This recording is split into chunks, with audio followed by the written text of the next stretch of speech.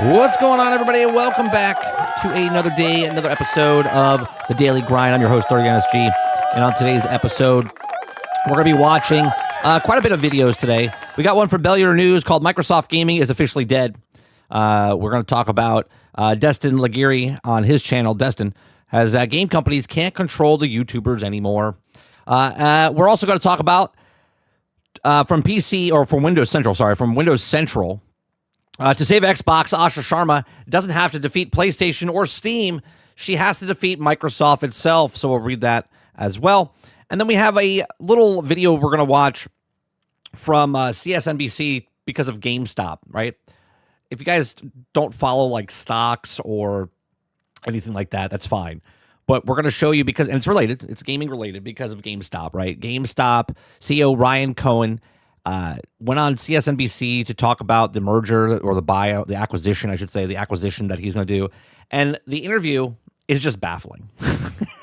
It's just baffling because you're like, how in the world? Because math ain't mathin', right? Math ain't mathing. So it's crazy because, 9 plus 11 is 20. But not in the CEO worlds, okay? And people are just like, well, how are you going to do it? How are you going to get the extra $16 billion to acquire eBay? And he's like, we'll see what happens. We'll see what happens. So that's what's on today's show. If you guys like what we do, we do this Monday through Thursday from 10 o'clock in the morning until noon Eastern. If you like it, hit that like button, hit that subscribe button. If you like to go above and beyond that, become a member as little as $5. We're going to start with Bellular News here. Microsoft Gaming is officially dead. Okay. Now, I watched a little bit of this video a day or two ago, and I was like, you know what? I'll stop watching it. I'll watch the rest of it on stream. But basically what he's talking about is he's talking about everything that's happening right now in Microsoft, right? Everything that's happening right now in Microsoft was already in motion. Nothing that she's doing is changing anything, because it's just already in motion, okay? So that's what he's talking about, right? So she can't really take credit for any of the stuff that's here because all the stuff that's happening right now was already in the motion. And this is what we were talking about a couple months ago, when Phil Spencer left and we're like, this is not her idea. This is not the things that she's changing. Everyone's applauding. These are things that were already in motion to happen. The Project Helix, right? Moving over to PC and merging all the stuff, right? All she did is the foundational stuff, right? She's doing the touch-up to make it look like it's good. So if you guys like what, description down below, there is the links in the description of the channels that we're watching. And because we don't have YouTube Prime anymore, there's going to be commercials. I will pause and whatnot and try to limit them as much as possible. So let's watch Bellular News here talk about Microsoft Gaming is officially dead. And he's talking about Microsoft Gaming, not Microsoft the company, right? Because I know some people are like, see, it's dead. This is not a Dreamcast guy. This is him saying Microsoft Gaming is dead and Xbox Gaming is now back on the table. All right, here we go. Microsoft Gaming is dead, Xbox has returned, and they've done so with a triumphant statement that reads, "We are Xbox." That's right. Oh, real quick, I forgot this. Good morning, chat. How are you? Good morning, everybody. I got right into it. I was excited to start. Good morning, Alter. Good morning, Eclipse. Sarge, what's going on? Just enough. Good morning, Jesse Mack. Travis, good morning. Wonder Rose, good morning. Water Bear, Roic, Ron, what's going on? All right. Now let's get to it. Right, you're an Xbox, I'm an Xbox, but most importantly, the new CEO Asha Sharma and Chief Content Officer Matt Booty, well, they are Xbox. That's certainly what they want. I love how you just cut that picture out. Hold on. I'm an Xbox, but most importantly, the new CEO Asha Sharma and Chief Content Officer Matt Booty, well, they try to cut them out as much as possible. Are Xbox. That's certainly what they want you to think. That's what Asher. But you may be wondering, what the hell is an Xbox anymore? That's basically the thing they're trying to redefine. And in today's video, we're going to work out what's going on and dive into the amazingly well-executed PR that they're running. Right. And that is the key word, right? PR. Right? They're executing PR to to 10th extent. Okay, it's exactly what it is, right? And everyone. What we got is leadership Travis says it. It's a rebrand and nothing more. drawing a line in the sand after years of chaos. We've even got a new logo that, funnily enough, pulls a little bit from Apple's design language. But all of this is done to show you that Xbox has changed. But have they really changed? That's exactly that's exactly what it is. Hold on. I'm gonna put that on the screen. Let's rewind this. That's exactly what this is. Where is it? Did we go too far? Oh, we went way too far. Content officer Matt Booty, well, That's exactly what this is. It's like a photo you took with your family, and then your ex is in it. See a picture, and you try to cut him. That's exactly what it is. It's like, yeah, can we crop him out? Can just move him over just a little bit. our Xbox. That's certainly what they want you to think. But you may be wondering, what the hell is an Xbox anymore? That's basically the thing they're trying to redefine. And in today's video, we're going to work out what's going on and dive into the amazingly well-executed PR that they're running in everyone. What we got is leadership drawing a line in the sand after years of chaos. We've even got a new logo that, funnily enough, pulls a little bit from Apple's design language. But all of this is done to show you that Xbox has changed. But have they really changed? No, they're the exact same. Remember, we just talked about this yesterday with Star Wars, right? We just talked about this yesterday with Star Wars, right? We said that Disney has to change the way it's doing it to get to the younger audience.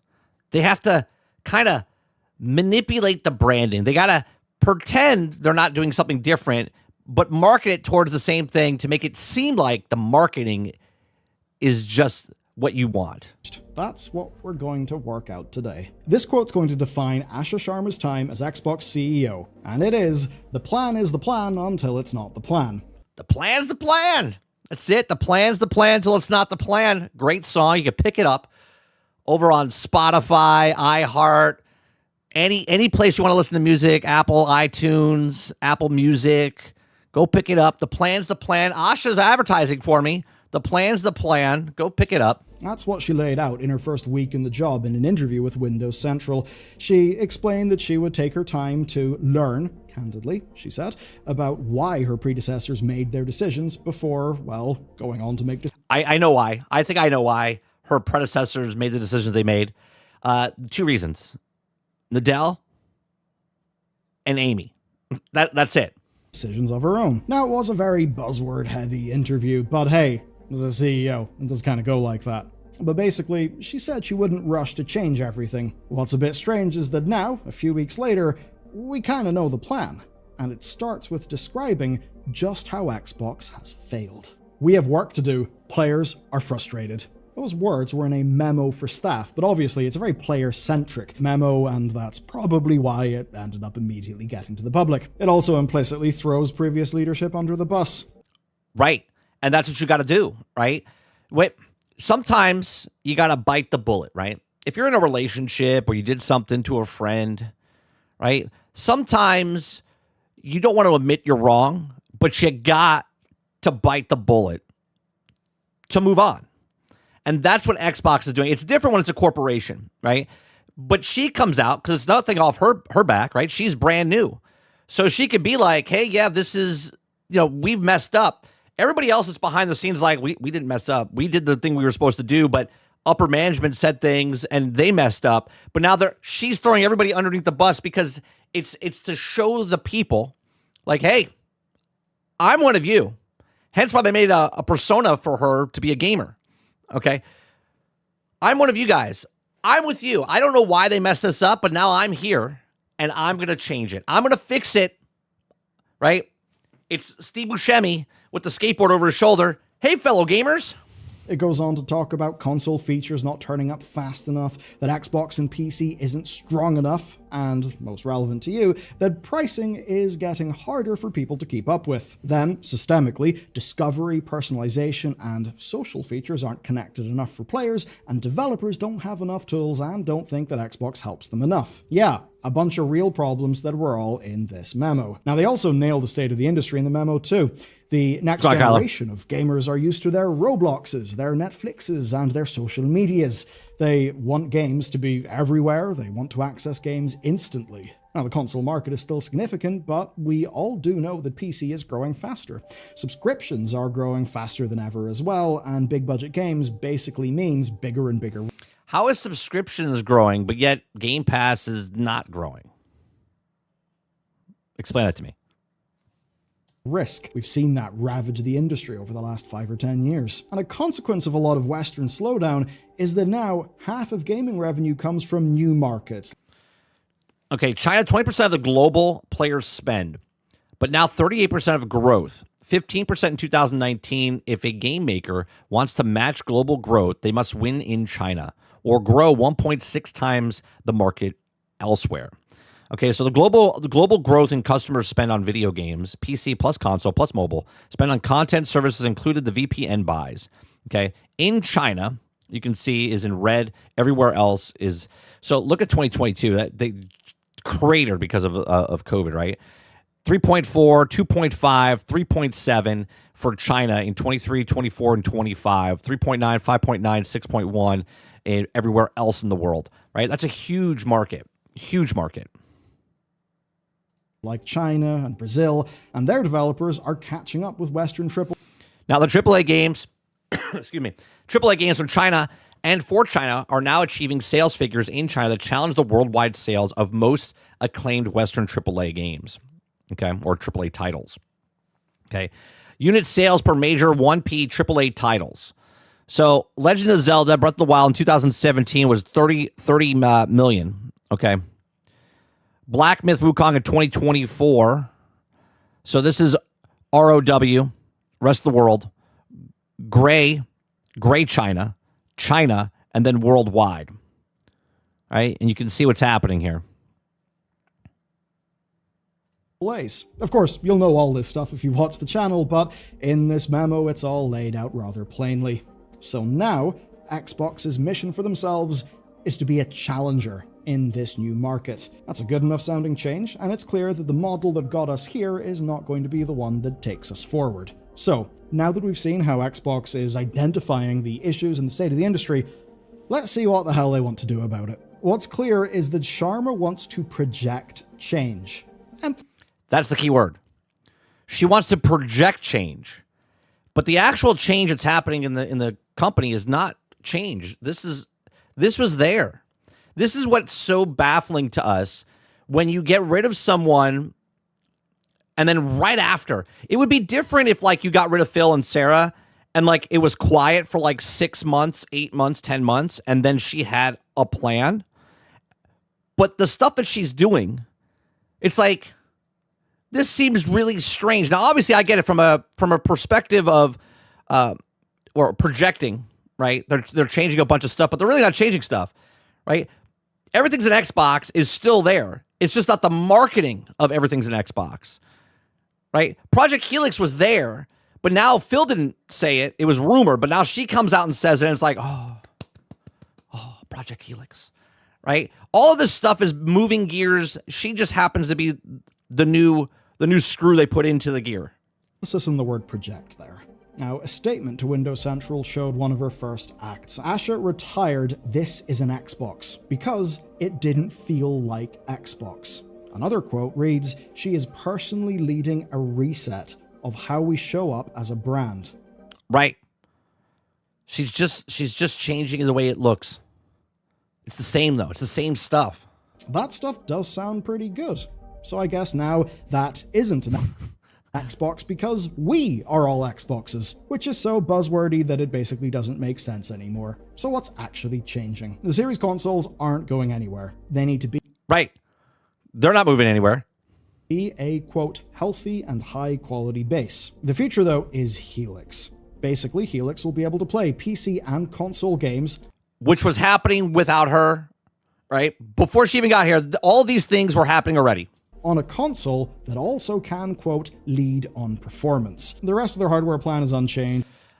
No, see, Roic, I think it's not that, right? Obviously, Phil was going this direction. If you looked at past interviews and stuff like that, he said it wasn't, you can't win with consoles. So they had to go other places. I've talked about this as a speculation and stuff years ago when I said, look, they're going towards computer. They're going towards streaming. They're going towards Game Pass. I said this 6-7 years ago of what Microsoft was going to do. And all of a sudden they decided that that's what they were going to do. But that's what they said they were going to do. They just never executed on that. And now all of a sudden, Phil Spencer, who was putting Helix together, which was putting the PC and stuff together, all of a sudden gets fired. She comes in, and within weeks, she's like, we should make a computer that competes. No, that's not happening. All of this stuff was already in motion before she got there. With accessories and, quote, a strong ecosystem that expands choice and reach. Whatever that means. Which also does mean, so far, not so different. Right, Matt Booty is exactly still there. He was part of that crew. But miraculously, he's still there. Make it make sense. Canon knew Helix was going to be a thing, and the leaked 2022 plans showed that the next console was targeting 2028, which does mean that all this stuff was set in stone well before Asha Sharma got here. So, translation. Okay, everything we learned from Xbox leak, despite Microsoft talk of taking the console industry beyond generation, the company is still planning to release another Xbox console. Remember everyone else that was talking about they're not making another console? It's like they're still making consoles. Everyone, they're God, Xbox is dead. They're not making consoles. Like, no, they're still making consoles, but the console is going to be a cloud box. I talked about even the small box, which they had, but they never released. Okay, they weren't getting rid of consoles. They were adapting what the console was. In stone well before Asha Sharma got here. Exactly right. Way before she got there. Translation, it's not her plan. Though obviously, she can change the delivery of the plan that had already been set up for her. And it's similar enough with games. They talk about more franchise development and better third-party relationships. Now, in fairness, this has been a strong point for Xbox. We've had games like Ninja Gaiden 4 or marketing for Expedition 33 do fairly well and be a tight enough collab. So really, there can't be much change here. They need a 5-year dev plan, all whilst maintaining their live games and long-term stewardship, which probably just covers everything from Activision Blizzard's live service games to Age of Empires' constant support, which, by the way, huzzah, is coming to Mac soon. That made me really happy. Though there was one odd note. They say they want to elevate creator-centric platforms. And of course, with the Roblox mentioned earlier... Hold on one second. Evolve third-party partners strengthened for 5 years, maintain the growth in gaming, elevate creator-centric platforms like Minecraft, Elder Scrolls, and Sea of Thieves. They've already done that with Sea of Thieves, right? Sea of Thieves has turned into a sandbox now where you can make your own private server and you can have your own things in there, right? And they're going to expand on that as well. They say they want to elevate creator-centric platforms. And of course, with the Roblox mentioned earlier, you'd think that this would all be about user-generated content. But the games talked about are the Elder Scrolls Online and Sea of Thieves, which don't have UGC in the same way that, say, Minecraft does. Maybe they mean social media creators? No. Sea of Thieves has changed. It's not a major, like, not a lot of people are talking about it, but you have your own private servers now, so now you can, like, do what you want. You get no experience, you don't level up or anything. It's almost like your own little play area where you can bring people in and you can put ships where you want and it's your own creative world inside of Sea of Thieves, right? They're trying to do what Minecraft is doing, right? This is just the starting point. It's hard to say, but what they were clear on was selling more games to China and more games in emerging markets. So let's be real, it is goddamn obvious. Everyone's doing that now. Let's move to the next thing then, which is how players play. Basically, they want to fix all of the player and dev problems that were mentioned earlier, and this has already started under Sharma. A, quote, dedicated team to focus on fan feedback has been spun up. The first thing that team did was polish up achievements. But where people play also does matter, and despite the whole what did that say? Hide games from your achievement list. Highlight your 100% completed games. Did was polish up achievements. But where people play also does matter, and despite the whole death of this is an Xbox, an ad campaign that would like show a picture of your phone and say, this is an Xbox. Right. Guess what? It's still an Xbox. Television set, still an Xbox. Your PC, still an Xbox. I guess because cloud streaming or something. Look, there still is plenty of that. We literally see mobile-first audiences still being there as an area for expansion. Now, cloud gaming is supposed to get better Go on, for Ward. TVs, and Game Pass is still the key to that. They say Game Pass is going to be fortified with, quote, clear differentiation and sustainable economics. At By Ginger the way, Prime Gaming celebrates 26 months of membership, 26 baby. I'm work lurking but wanted to celebrate smile. Thank you very much, Ginger Prime, for your 26 months. Appreciate you, man. Lurk away. Lurk away. I appreciate you. Thank you very much for the continued support. Economics is why they cut Call of Duty in order to drop the price. And then differentiation is probably the thing that explains the leaked tiers for every Discord night. Right. They're trying to grow, right? Let me rewind a little bit here. Let me rewind here a little bit. With, quote, clear differentiation and sustainable economics. And by the way, sustainable economics is why they cut Call of Duty in order to drop the price. And then... Which I still think is bullshit. I do. I think it's bullshit. That is the make the problem, sell the solution. The problem is, oh, we put Call of Duty on there. Solution, let's take Call of Duty out there. Oh, and we have to drop it $7. Stop it. Stop it. You can't tell me that one game raises the price $7 when 400 games, right? I said this the other day or a couple weeks ago, right? The price is $20. It's got 400 games. They add Call of Duty, it massively goes up to, 50% higher. It goes to $30. Then they remove the one game that they added, and now all of a sudden it's $7 cheaper, right? Make the problem, sell a solution, make it look like it's something. Good Ward, morning, thank you very much. 30 in chat. Thank you much for the $5 super chat. Appreciate you. Right? Make the problem, sell the solution. All companies do this. This is what they do. Right? And they have to tell you why. Oh, well, we heard you. We listened to you. We heard that you guys don't want to pay the $30. So we got rid of Call of Duty, and now you only have to pay $23. And like, oh, man, Asha is so great. Look at her. She's here for just a couple of weeks. She's already made some really good changes. Differentiation is probably the thing that explains the leaked tiers for every Discord Nitro subscriber. Which, hey, sure as hell, that is a way to increase your daily active users. Now, this all comes down to business. And mind you, me and Sarge talked about this, right? When they raised it to 30, they saw who left. They saw who left and who maintained at $30. They know the percentage. So, like, obviously, these are corporations, man. They do the homework. They see how many percentage of people left, and they're like, okay, this is the percentage that left. Stats show if we drop it this price, these people are still going to say these people are going to be more positive, and these people are going to come back because in a survey we put out to them, they said they would go up to at least 25. Goals, and on that there is a bit of chatter. Our new North Star will be daily active players. So there's no mention of platforms or what games. Basically, it's just anything. It all counts. Which is probably why mergers and acquisitions aren't over. If Xbox can't grow naturally, then They're never over. They'll pick up anybody. then they'll have to buy whatever it is that they feel they need. But that's likely going to be limited. But above all that, Xbox say they will, quote, regain durable growth with strong cost discipline. What I like is this next one. I don't know if he goes over it, right? Make cloud play feel native, fast, reliable across TVs and low-cost devices. Remember what I said just a couple years ago? That cloud gaming will be the majority of gamers in the future. I said 6 to 7 years is what I said. 6 to 7 years. 2 years are down. I got 5 more years to go, and we'll see what that percentage is. People think that percentage is supposed to be like 60%. No, it just needs to get to like 33%, 34%.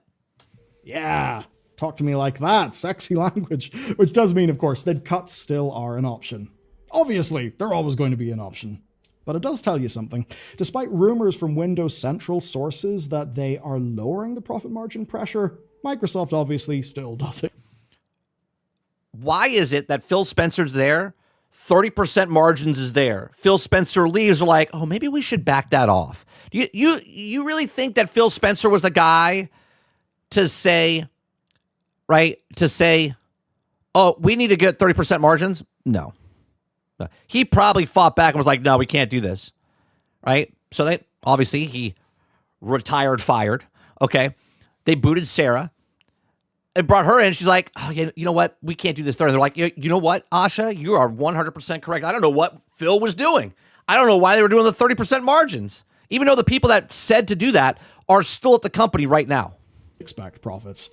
And that does mean, so far, so similar. It's hard to know exactly what's changed other than some immediate quick things like this player experience task force that's been messing around with achievements and are going to do other UI things. Because yeah, if the Xbox 360 blades come back, apparently everybody will coom. Yes. But what might change is probably the big one, and it is their approach to, quote, exclusivity, windowing, and AI. That's it. They're going to change how they do Windows in their office. Amazing. Now look, this is kind of vague. Phil wasn't the AI guy. Satya Nadella was the AI guy. But what it's last time I checked, Satya Nadella is still the CEO. Sounds like is exclusive games being an option again, and that is despite Forza Horizon 5 selling 5 million copies on the PS5. Now that sort of thing could still happen. Games maybe will just take longer to reach other platforms. Maybe it'll be a timed exclusivity thing. It's hard to know at this stage. Now, the AI talk could go either way. So far, Sharma is presenting herself. Remember now what Bellular said in the beginning. They're trying to perceive the marketing differently, okay? They're also going to try to perceive AI differently. Don't you get it mixed up for 1 second. AI is not going away. They just have to figure a way out to make AI seem more sexy, or they're not using it as much. But they were sure 100% still using AI. Is being presented as being anti-slop. I think we can all get behind anti-slop. Right, because she's not saying we're not using AI. She's saying that we don't want to use AI for AI slop. But what is a little bit sloppy is the statement that just ends with real startup energy. It's a list of things that Xbox is, and they are corpo bullshit principles of the highest order. Exactly right, Bellular. Exactly right. They're things for Xbox staff, not you, and if you know what signal over ceremony means, say in the comments. I mean, you have a fair idea. It's basically just... Hold on. Signal over ceremony. Signal over ceremony means, say in the comments. I mean, you have a fair idea. It's basically just focusing the shit that matters instead of the stuff that we do, because it's what we do, which can be a real problem in big orgs. So maybe that means that Asha wants to just come in there with a big mace and blast a bunch of shit to pieces that's just being done for the sake of it. Who knows? But you know what is a little striking? How little of this is actually new. Most of... That's right. Because nothing of it is new. Nothing is new. All of this stuff was already in motion before she got the job. Can you just take this picture for a second, right? Let's just picture what, again, I'm speculating. We don't know if they said any of this, right? Just pretend all of them are talking. They're all smiling at each other, right? They're all smiling. They're taking the picture. Feels like, you son of a bitch. You stealing my job. Goddamn, Matt Booty, you still here? And she's like, listen, I want to do the same shit you are doing here, okay? But I'm prettier than you. And Matt Booty's like, listen, guys, I don't want to do anything.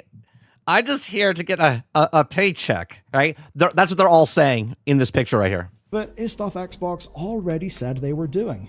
We got a new leader, we got a new logo, and while we don't have the same plan, I think we have... Hold on. Phil's like, how the hell did you keep your job here, Matt? He's like, I have no idea. I thought I was going to go out the door with Sarah and you. Is actually new. Most of it is stuff Xbox already said they were doing. We got a new leader, we got a new logo, and while we don't have the same plan, I think we have mostly the same plan. But I actually think that could do fairly well. Because the biggest thing that they got wrong is how everything they did felt to players. Even though Phil Spencer, I think, generally did come across as a guy who really just loved video games. But a lot of what that org produced just didn't feel good to people. It seems to me that that's what Asha really wants to focus on, and given her experience... I always find it funny. It seems to me that that's what Asha really wants to focus on. This is what they're going to do. This is just the Fire Stick TV. Obviously, that's an Xbox. It's still an Xbox, by the way. And given her experience and the likes of Instacart, I basically I did some research into her past, the sorts of things that she would focus on, and it basically seems she's a dialed-in person who's got to focus on the actual customer. That seems good. But all this brings up a question. Why does Xbox keep needing to do this? Why the resets, the rebrands, the repeated lines in the sand? Eclipse. At Brain Eclipse 187 celebrates 31 months of membership. I just bought this awesome shirt, The Plan is the Plan. I wish I remember where I got it from. It'll come to me. Thank you very much. You can buy the Plan shirt down below in the description for our store. Thank you very much for that. I don't tell the chat to do this, by the way, chat. They do it all by themselves.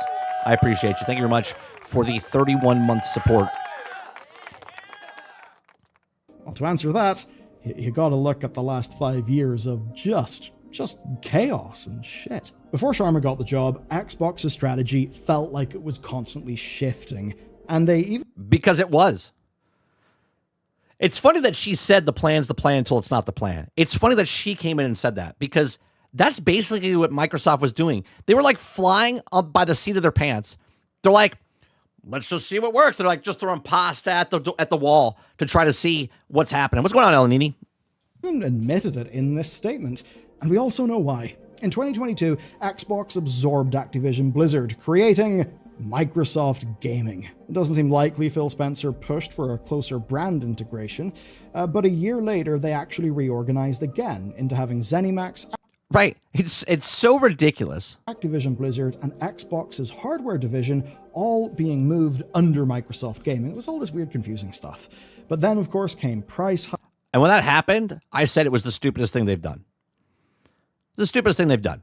hikes and Game Pass restructuring, plus the big shift in how exclusive their games would be. Now, all of this was happening whilst people were leaking to the likes of Windows Central that Microsoft were demanding higher and higher prices. This boggles my mind, right? Microsoft Corp is asking Xbox Game Division to produce 30% accountability margins in terms of Microsoft use, right? But then as soon as Phil left, they're like, it's gone. Which makes you wonder, why would Phil want 30% margin? He wouldn't. In no way, shape, or form would Phil want that. Satya would not want that. Amy would want that. Profit margins. And of course, with higher margins, we get lots of cost savings through the likes of layoffs and cancellations, all to fund the one thing that really matters: data centers. The whole "this is an Xbox" marketing campaign basically built presence off the Xbox platform, all to help drive revenue from non-console things, because the consoles were, not really doing so hot. And this all sounds like a breathless list of shit they tried. Well, yeah, I'm out of breath, and it was a big old list of things that they tried. Now, right after this statement dropped, the new one that is, Microsoft's financials came in, and they came in negative across Windows and Xbox. The two things where customers are not particularly pleased. Right, Windows OEM devices revenue down 2%, gaming revenue down 7%, service revenue down 5%, and Xbox hardware revenue down 33%. Obviously, the hardware is down massive, right? Massive.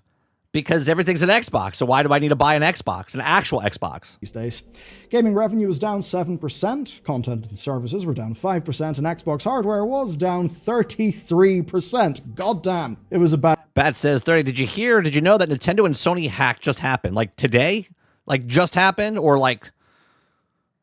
I haven't heard anything, so if it just happened, I guess we'll cover it tomorrow or later when we're done talking about the stuff we're talking about now. A year in many fronts, but the biggest front was probably the Call of Duty front. And of course, they kind of had minimal new releases to really soak up the impact. But what this video is about is what's actually changed. And I would say the difference is how Microsoft has prepared for that news and how they're actually treating Xbox right now.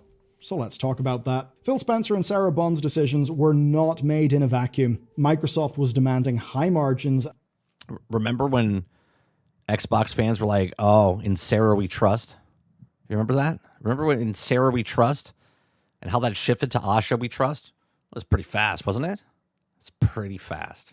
And doing layoffs to fund data centers. There's a bunch of leaks. And of course, their business policies are the reason for, say, some of the Xbox boycotts, or just people not feeling like they really gave a shit about the brand anymore. That was the background noise the last 5 years, and the reason Xbox's plans kept on shifting. You see, the thing you have to remember here is that AI was basically seen, potentially, and kind of still is seen, of course, as both a humongous opportunity, but also an existential threat. And certainly, I mean, look, you see a new Claude model release, and a bunch of software as a service companies have their stock go down. Elmini says it's a cult. Well, that's to say on all sides, isn't it? On both sides, the cult. Yeah, there's reasons why at a corporate level they wanted to go full send into that shit and free up resources to do so. Obviously, that was not good for us, it was not good for anyone at Xbox, and it's one of the reasons behind the ever-shifting plans. Of course, there's also some direct AI influences, like forcing Copilot into Xbox or putting generative AI into performance reviews, which is something that has been linked back to the Xbox unionization efforts. Strange little wrinkle. Now, Phil Spencer and Sarah Bond did not really There's another picture. Sarah, you're gonna get shit canned. You're gonna get shit canned. She's like, fuck you, Phil. You're gonna get shit canned. I'm not going down. She's like, yes, you are. We're both going down. lose their plans. They basically just had them rewritten and represented. That's what's been going on with the Asha Sharma stuff. So when Sharma stands up in, say, 2 months and tells us that the whole model and everything has changed, I guess the real question is how much of that plan is actually hers, and how much is this her being a delivery to customers style of CEO more than whatever, say, Bond and Spencer ended up feeling themselves in when they were working in a Microsoft that obviously was not really doing a great job at the soft bit, was it? Just look at Windows. If I was Satya, I'd just shoot up a bunch of trend and rebrand the whole shindig to Macro Hard. Screw Microsoft. Macro Hard. Sounds like a porn site, really. That's a wimp's name. Anyway, let's talk about the plan being the plan, what's going on. There it is again. Plan's the plan, right? The plan's the plan. You can pick that up on iTunes, Spotify, iHeart. The plan's the plan until it's not the plan. Basically, I think Microsoft are maybe giving the new leadership a bit of a grace period to try and reset things, having some real agency that perhaps Spencer and Bond didn't have. But there's also probably a reason players are being primed with all of this information now. Just like Xbox said about Sharma's plans, this is a chance for a cultural reset of, quote, how we show up as a brand. And I think that's one of the things they have cocked up the most. And really, most of what's been laid out internally is tinkering around the edges. New teams to deliver in features, changes in focus to address player feedback. But the broad structure is unchanged. It's a big multi-plat ecosystem that sells games and Game Pass subscriptions. Altern says, want to buy my sub at MicroHard 30? I swear it's not an adult site. I don't believe you. That is ran by people who ultimately answer to Microsoft. That is what it is. And I don't really think that's going to change much. So my message here today is, as much as it's really fun, and look, in our work chat, we all partake in the, Yeah, this is what El Nini's talking about, right? He says these guys are making Virgin Mary Asha edits. The Xbox side is another level. It's the same level. It's the same level. You can't take one person that makes a picture and think they're wackier than the other side. Okay? A troll can make this to make the side look like they're fucking batshit crazy. They're already batshit crazy, right? Protecting a corporation in any state of form is you are a psychopath already. Right? Unless you own stock in the company, unless you are part of like they're paying your bills, right? To protect a corporation of any sort is mind fucking boggling. Queen Sharma saving everything, memes that are going on. But I want to be clear, what we're getting now is mostly marketing. And I don't mean that in a devious way, because marketing is That's a short idea. Mind fucking boggling. Really important part of the product experience. You see the marketing, and that primes you to experience the product. And if the marketing, the messaging, all of those things, if that's done right, then whenever you receive the product, maybe you're going to be a bit more primed to actually like it. Imagine if, say, you got a new phone or a new something, and it just came in a Ziploc bag. And I think that's why the whole... Well, don't give them any ideas, Bellular. Don't give them any ideas. Here's your brand new phone. We had to cut down on packaging, so we put it in a Ziploc bag for you.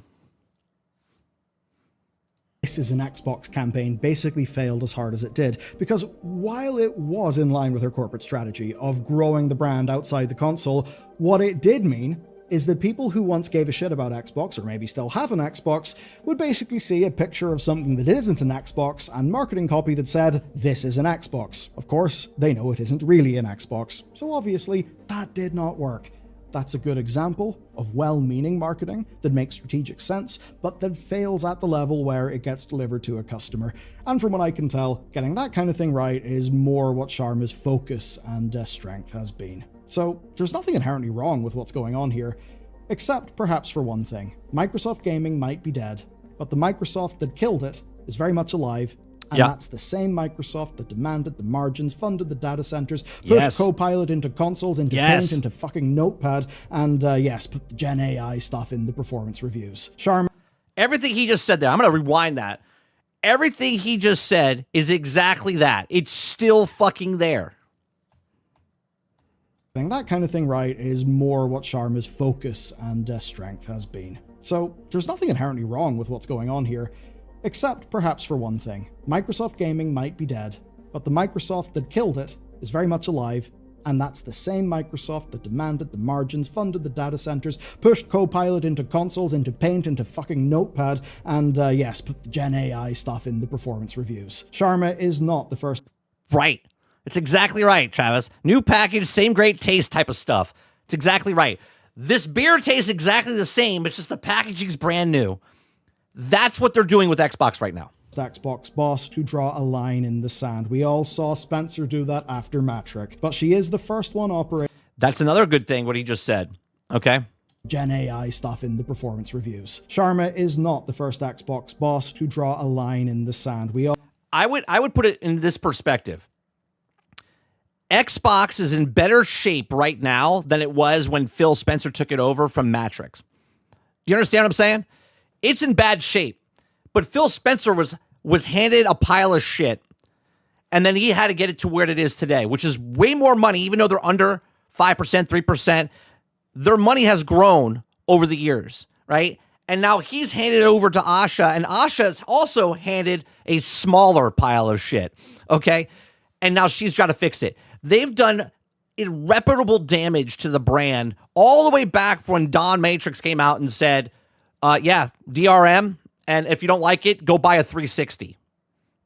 Right? Huge issue. Phil even said it. He's like, it doesn't matter if we make games because the people are already on these systems. So they're like, what do we do different? Well, if we can't get them to buy systems, then we have to go where they are. And they have television sets, and they have mobile phones, and they have tablets, and they have refrigerators, and they have pregnancy sticks. So let's just put it on all these things, right? Let's put it on the Apple TVs. Let's put it on the Amazon TVs. And they're like, oh, it's brilliant, right? So the numbers don't show that, they have this many consoles sold. But there's so many people looking. There was a number that they said they had 500 million users of Xbox in a report like last week or whatever. And I was like, 500 million? Where is this number? What are they taking everything from the beginning of time to now? Right? Yeah, pregnancy stick. You heard me right, Ron.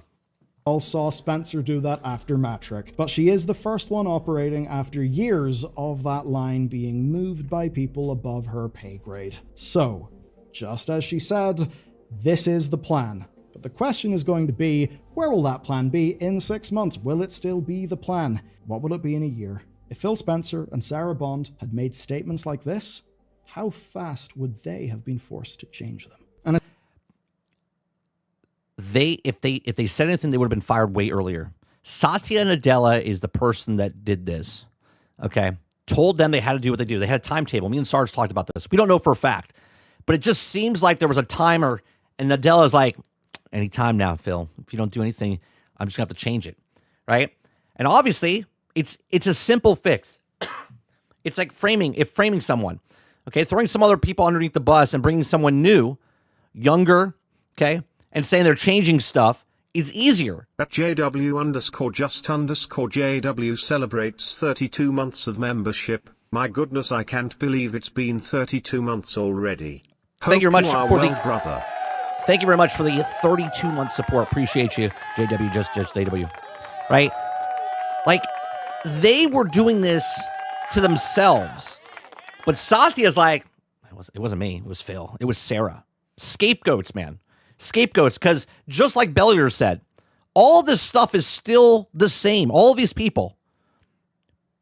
What was that marketing back in the day with the beer? Great taste, less filling or something? right? It's the same shit. I say that because of one of my intrusive thoughts. I would look at Phil Spencer and I would just think, lies of P. Phil Spencer. You know, the game. I can't wait till Phil Spencer comes out with a book after his NDA expires, if it ever expires. He writes a book to tell you what happened. Lies of P. That would just like appear in my head. And it's not because I really thought Phil Spencer was ever lying to us whenever he would say something that would later turn out to not be true. I think he was in a shitty position where stuff kept on changing all around him. I agree. Where plans were being... And this is me not protecting Phil. I believe that he lost control. He had a timetable, lost control, and then was just kind of there and was just like, well, it's out of my hands now. I'm almost retirement age. Just going to coast through the next couple years. Made and executed, but then changed and all of that hell bullshit. And really the thrust of this video, the big thing... The plan is always the plan. Unless it's Xbox. Thank you very much for the $4.99. Appreciate you. Appreciate that. Thank you very much, Water. Yeah, the plan's the plan until, well, unless it's Xbox, and then it's not the plan. That really seems to have came from Microsoft. And mind you, this is not just a one-off thing with Microsoft. These are the corporations that are running the industry, by the way. This is the third place company in the industry. Just imagine what Nintendo's doing and what PlayStation's doing. Question is whether Microsoft have changed. Sharma is there as a new person in the job. It seems that her skill set is It's your favorite time again. He's got the box. He's like, he doesn't say anything. Kojima's pretty respectful, but this is his inner thoughts. He's like, she won't be here in 2 years. And she's like, holy shit, it's Kojima. Oh my God, I have no idea who he is. Who is he? Really well matched the problems the Xbox brand currently faces. But she reports to Satya. Satya doesn't report to her. She reports to the big CFO, not the other way around. And those will be the fundamental constraints of the Xbox brand. When I look at Sony, I see a company that really has to make PlayStation work because it's such a huge... Yeah, because they don't have a backup plan. The backup plan failed. The live service games of 12 canceled games, PlayStation failed. They have to have PlayStation work. This is why I always talked about the islands, guys. I was like, Xbox went off to a different island. PlayStation and Nintendo are on the same island, even though Nintendo's off a little segment of an island because they have the mobile device. Huge part of, well, their entire business. It needs to work. Plan A must work, or else Sony's basically screwed. Yep. When I look at Microsoft and Xbox... Here's the problem now, ready? If Steam comes into their console market, if Steam comes in and ruffles that area up, even though it's not a console, it's a PC, but it comes in and people start buying that machine, and it starts to, you know, make a wave pool for Nintendo and for Sony. Sony's in trouble because Sony hasn't adapted fast enough where Steam already has the market for PCs, and the smaller market is the console market. I know people are looking at me going, you don't know what you're talking about. Same 200 million people are across all platforms. It's the same 200 million people that own the consoles. It hasn't grown in 30 years. It's the same people. It's the same 200 million, 220, whatever it is. Okay? PC, okay, and mobile are much bigger. So they can dominate over there, and then all of a sudden they come over here to the smaller pile. If they just take a small percentage of this market of 200, they lose. PlayStation, Nintendo starts to eat away at their profits. Well, you know what? Xbox is but one of many different things. And maybe if some of their AI ambitions do end up taking off over the next few years, well, then Xbox might be a less and less and less important part of that business. Meanwhile, with Sony, they goddamn need PlayStation. I don't recommend pre-ordering a console, but if you put a gun to my head and said you must pre-order the next console from one of these two big companies, I would choose PlayStation, and the reason why is on... I get what he's saying. I wouldn't do either, to be honest, but if you had to pick one, you probably would pick PlayStation because it's more dependable. Because you have no idea what Xbox is doing. You have no idea what Microsoft... They don't even know what they're doing.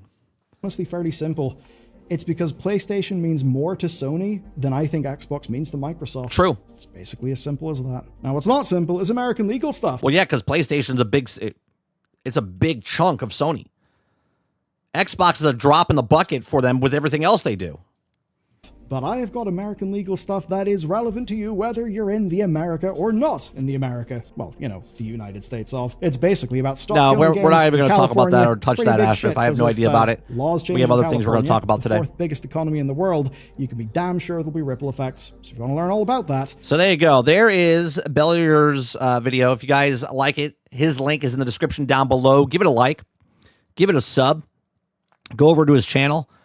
Make some good stuff. Support that content creator.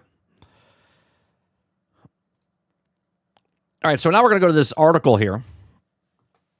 We're going to go to this article that says that to save Xbox, Asha Sharma doesn't have to defeat PlayStation or Steam. She has to defeat Microsoft itself. This is her final boss, okay? If you guys like what I do, we do this Monday through Thursday from 10 o'clock in the morning until noon Eastern. If you like it, hit that like button, hit that subscribe button. If you'd like to go above and beyond that, become a member as little as $5. Okay? It says, to save Xbox, Asha Sharma doesn't have to defeat PlayStation or Steam. She has to defeat Microsoft itself. It says, I've been covering Xbox, and this is from, I believe it's from Jez Gordon, from Windows Central. Okay, Microsoft itself, Xbox's biggest enemy, and save Xbox. Asha Sharma will need to convince CEO Satya Nadella of subsidizing their recent sprint of poor decisions will take more than just 1 or even 2 fiscal years. Okay, now here's the thing.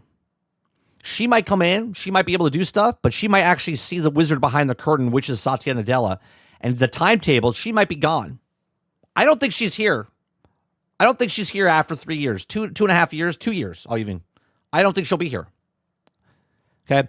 I've been covering Xbox and Microsoft for over a decade at this point. And the same problems keep coming back time and time again.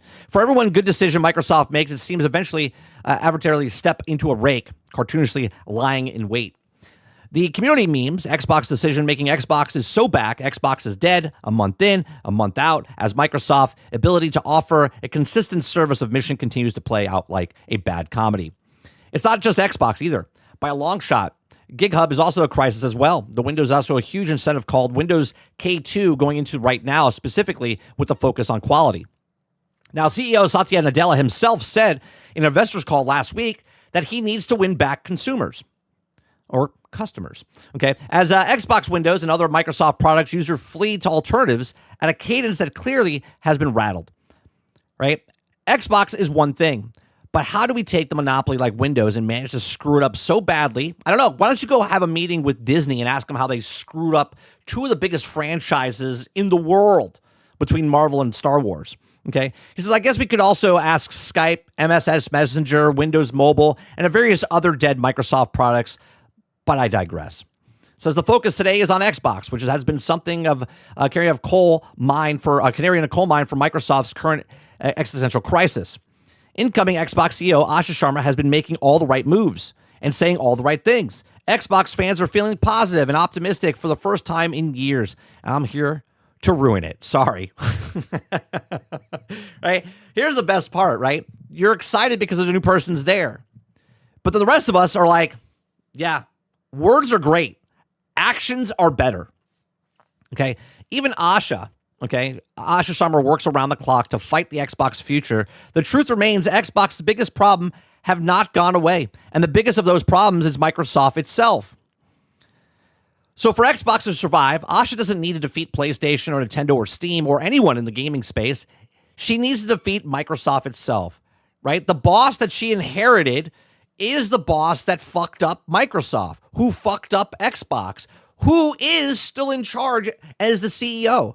Wasn't Phil Spencer. It wasn't Sarah Bond.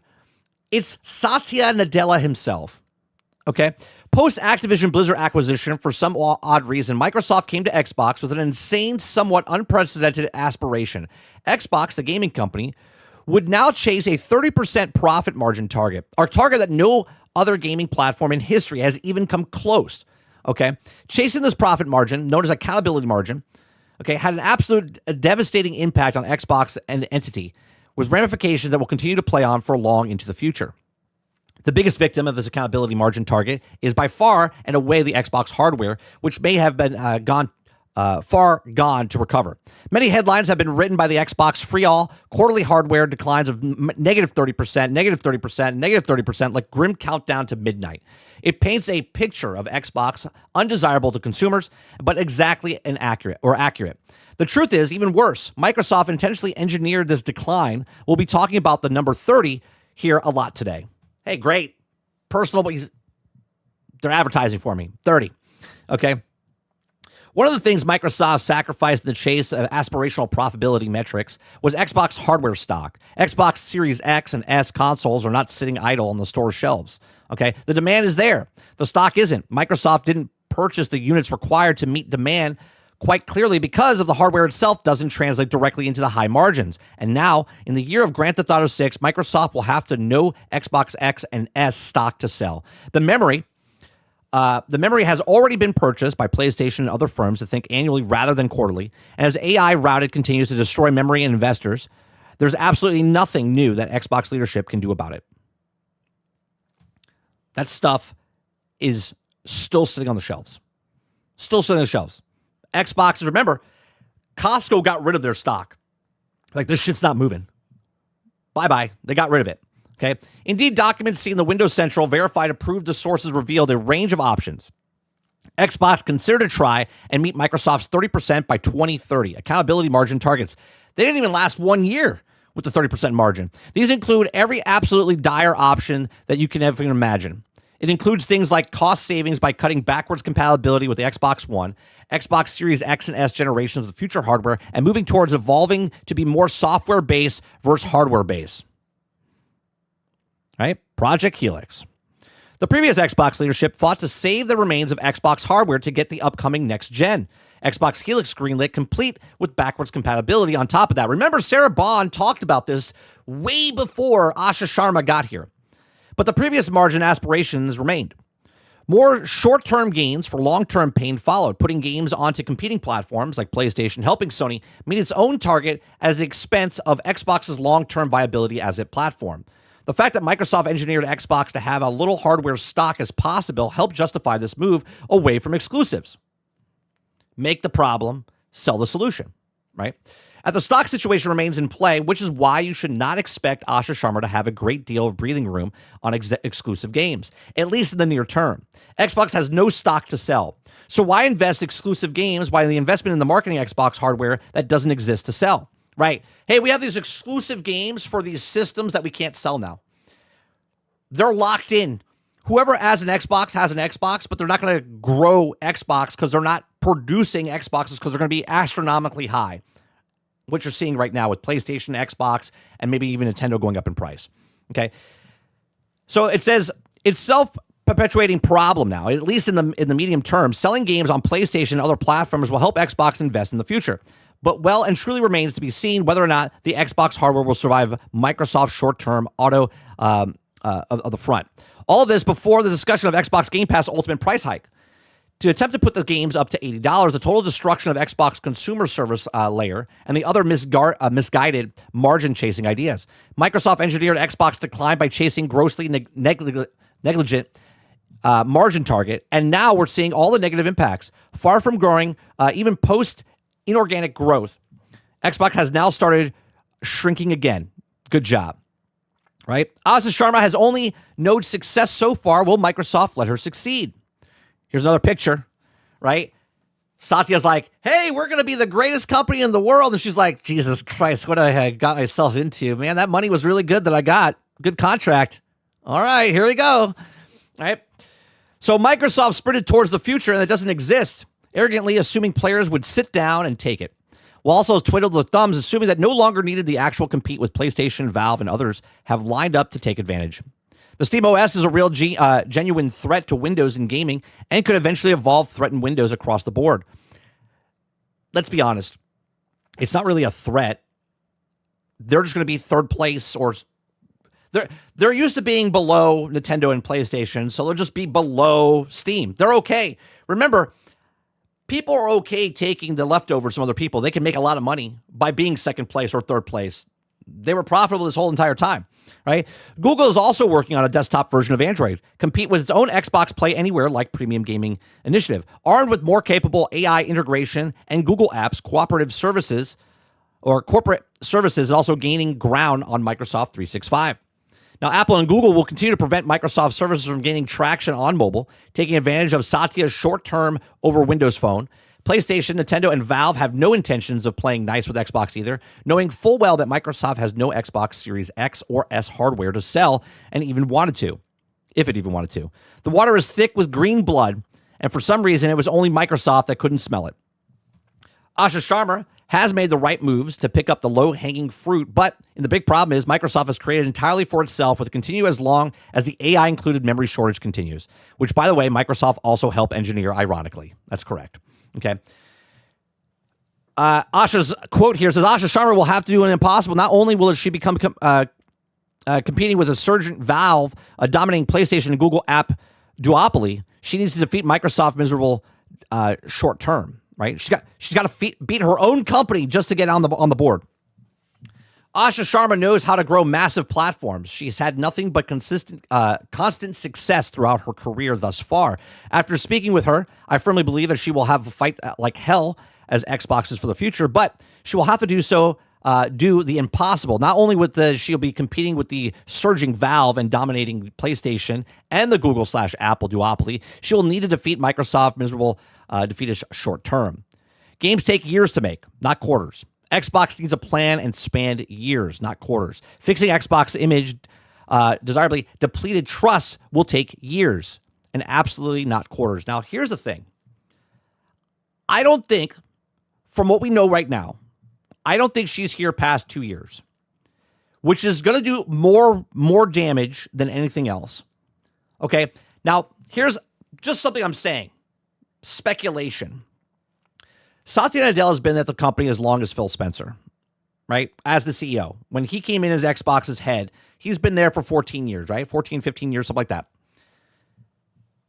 If he's there 2 years from now and she quits, Microsoft has to make massive changes to the CEO if he leaves on his own accord or if they bring someone else in, okay?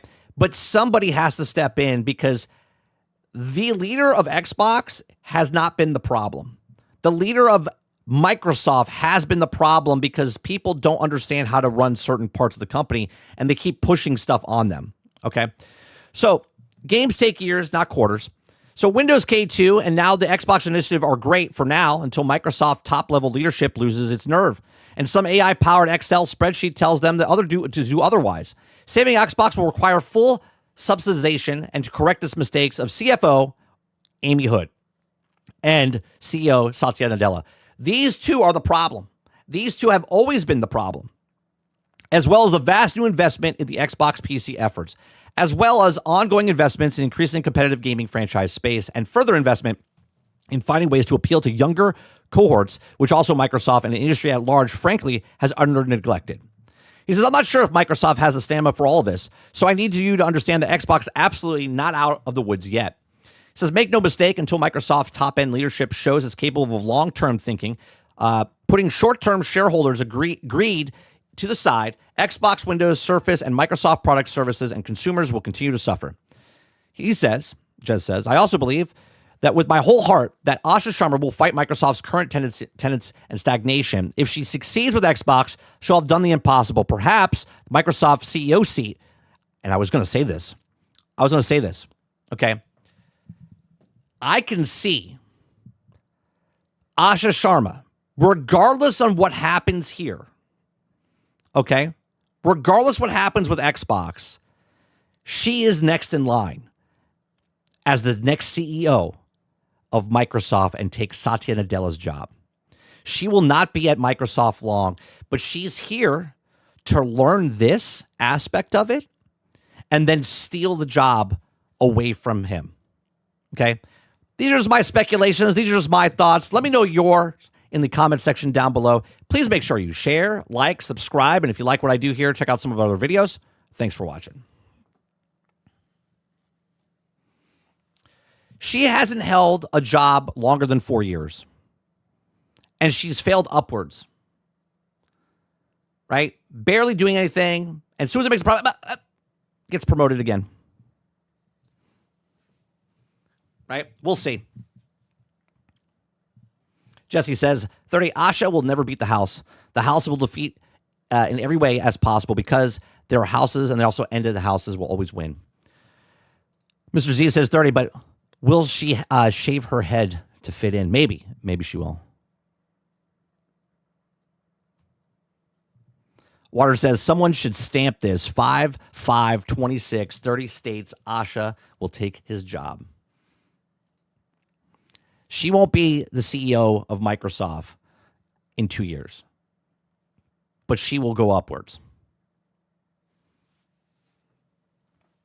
Argus says, failing upwards, bad for the company, good for the individual. Because no matter what she does, she's not going to get Windows or Xbox out of the thing, but she will show an improvement. But they'll still be under.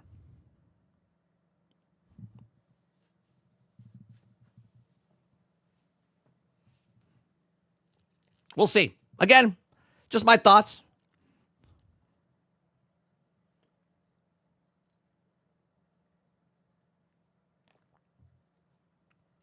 Altern says she will be the CEO of Mo's Heart for 2 years. What's going on, Drummond? Having a great day. Having a great day. Kraken says, off topic, but 30, did you see that Steam controllers sold out in 30 minutes? I did. I saw Eclipse posted a little video about someone trying to stop people from scalping the things on eBay because eBay has to put them and say it's pre-sale, whatever, within 30 days or 40 days, something like that. And someone's trying to fight against them by reporting them because they can't list it because they actually don't own the product yet. Argus says, a young, pretty face saying these things you want to hear will do wonders for the company's brand. Oh, 100%. 100%.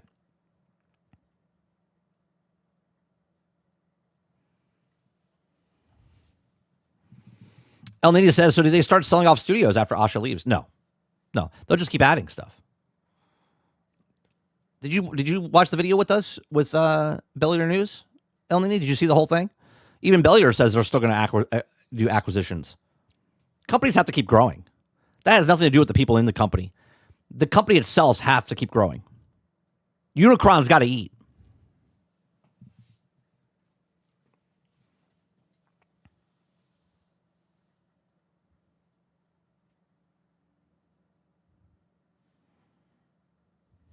A couple of you guys got the Steam controller.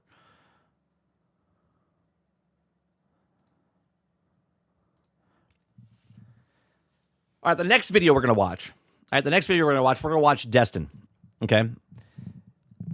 I like Destin. I've got to meet him a couple times and talk to him at a convention. He's been on a podcast with us in the past. Okay? He has a video called Game Companies Can't Control YouTubers Anymore. It's funny to me because it's like he's finally waking up, which is fine. I'm not making fun of Destin in any way, shape, or form. He's finally seen the wizard behind the curtain, okay?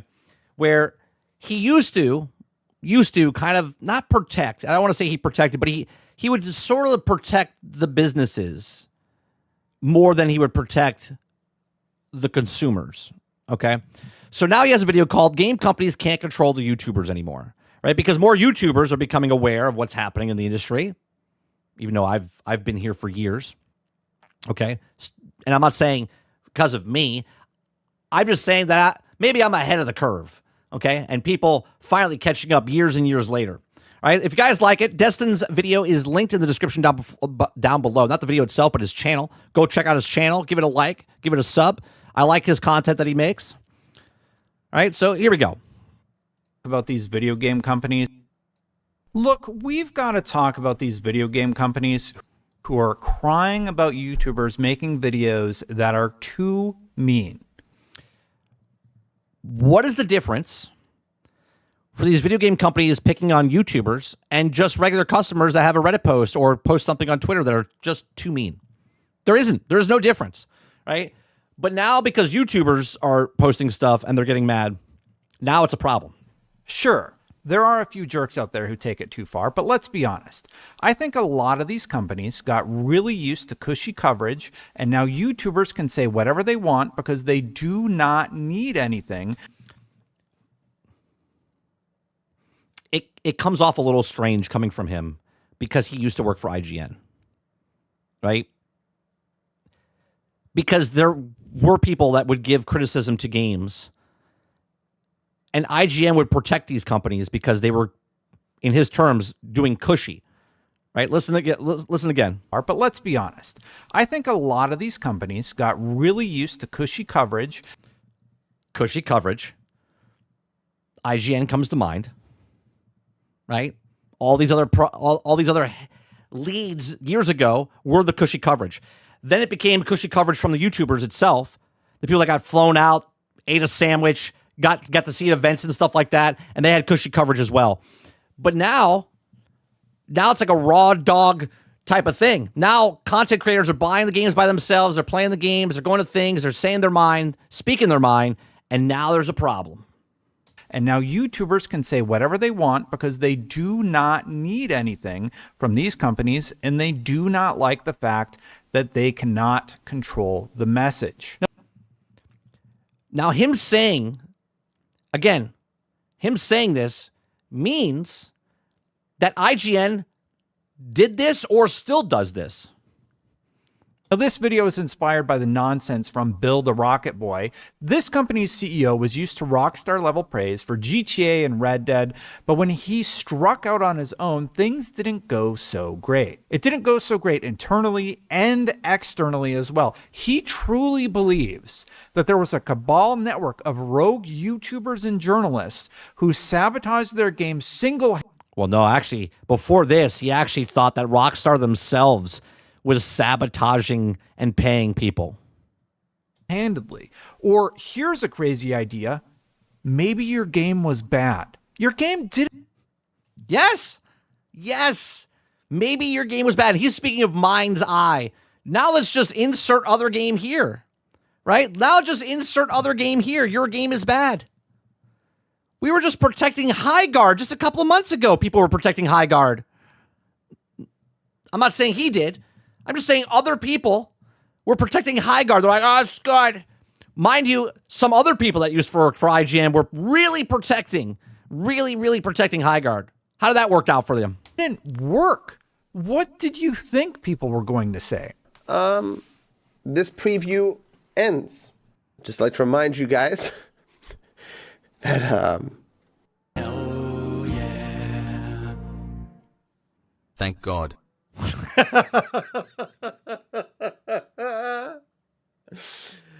This is why you need a community manager.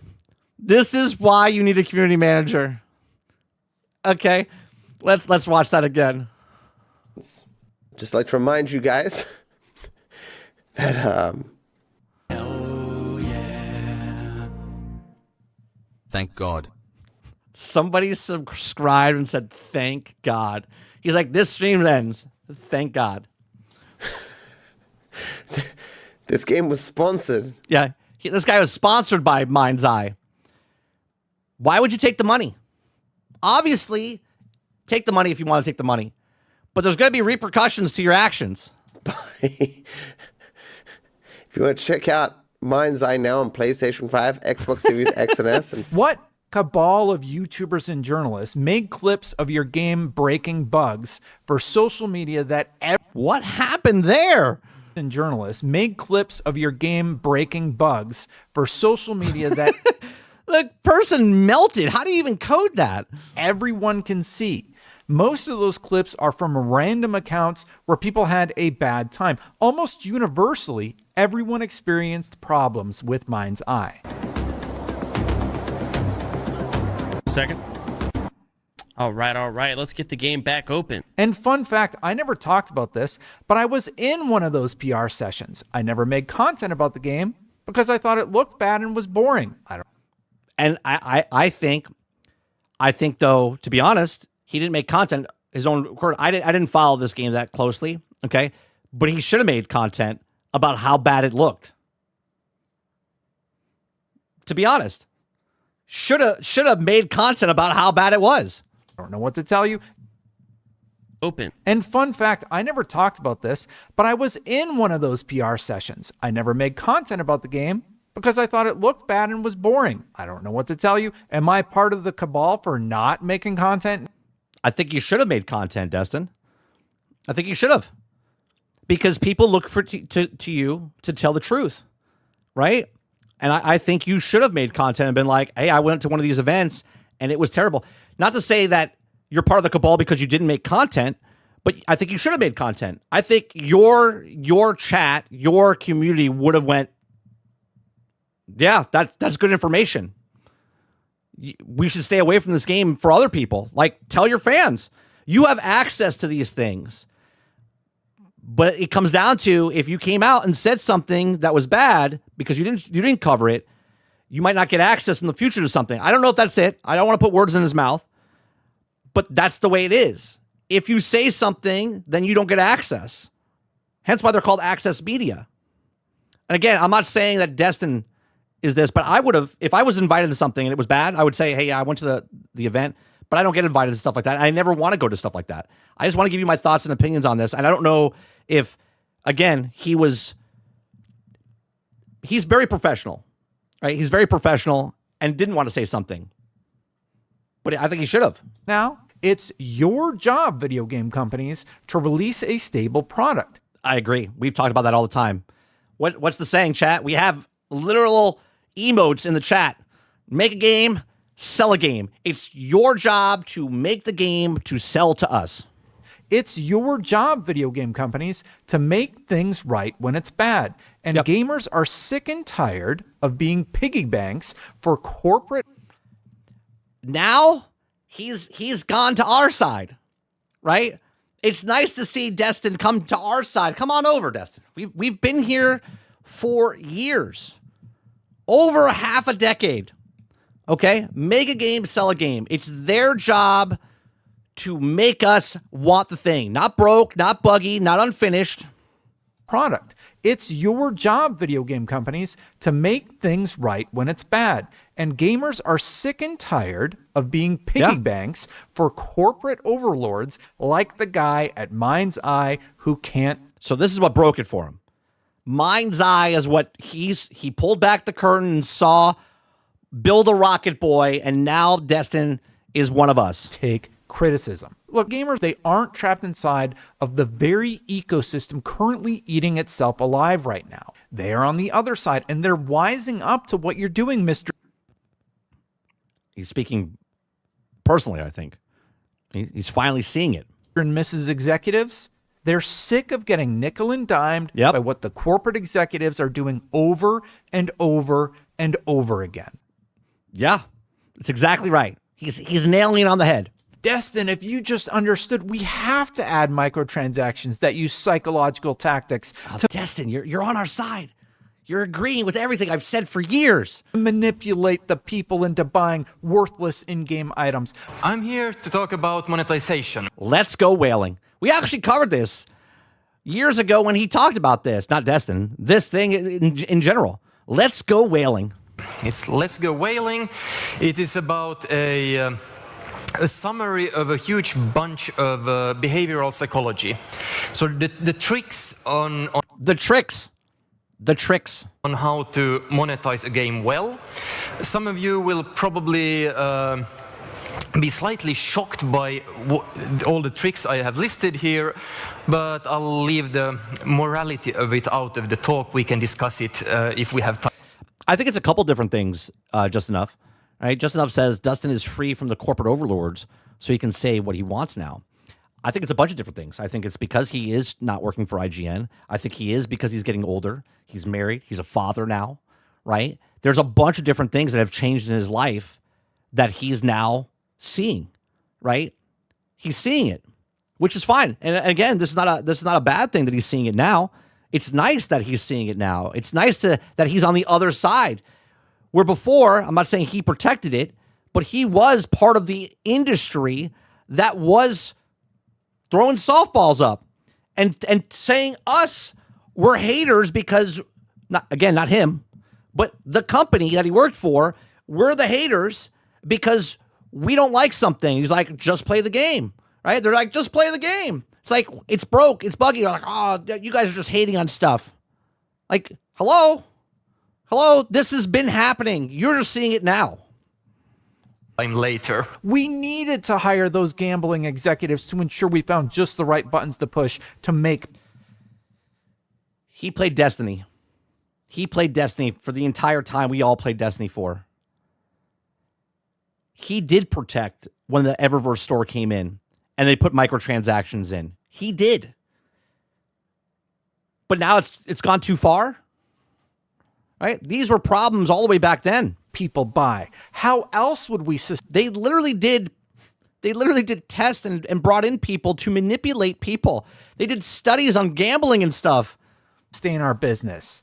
By making good games driven by passion? Come on now. I am so happy every single time a Baldur's Gate 3. Yeah, he's changed. He has seen the light. Vampire Survivors, Expedition 33, Windrose, Slay the Spire, Balatro, or Palworld comes along that simply destroys your narratives.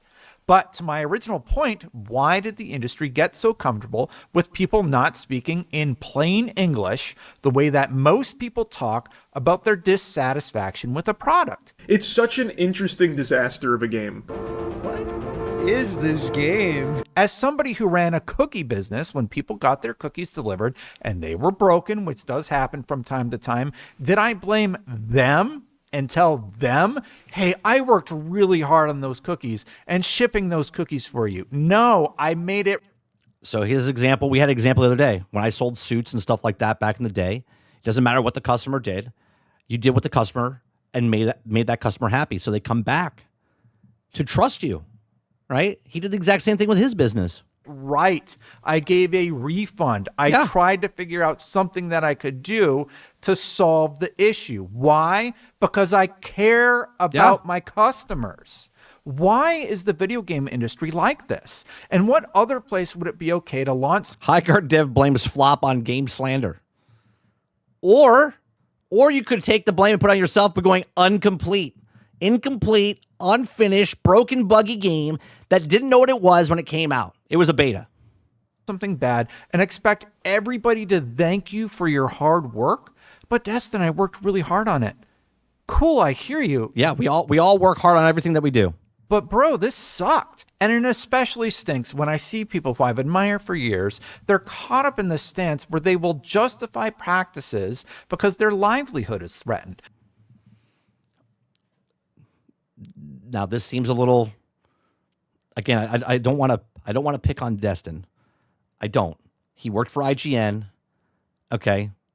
And your literal business hinged on stuff like this. I get it. People change, people grow. He doesn't work for IGN anymore, but this is literally what happened. This is literally the things that happened. Up in the stance where they will justify practices because their livelihood is threatened. Look, if we don't talk earnestly and honestly about these things and what been here the entire time, and I know he's not talking to me. I'm just saying I've been here the entire time talking honestly about these things. What went wrong? The only difference between me and Asthma Gold is 7 million people watch him and nobody watches me, and no offense to the people that are watching me. But you understand what I'm saying? I've been preaching this stuff for almost a decade. Livelihood is in very real danger of going away. Over a decade. I don't care how many AAA games you worked on. I don't care if you made Grand Theft Auto. If you release a bad game, people can, and they should call it bad. But Destin, people could be nicer about it. Sure. But you know why they're frustrated? We're celebrating. Oh, perfect. We'll stop that. Hold on one second.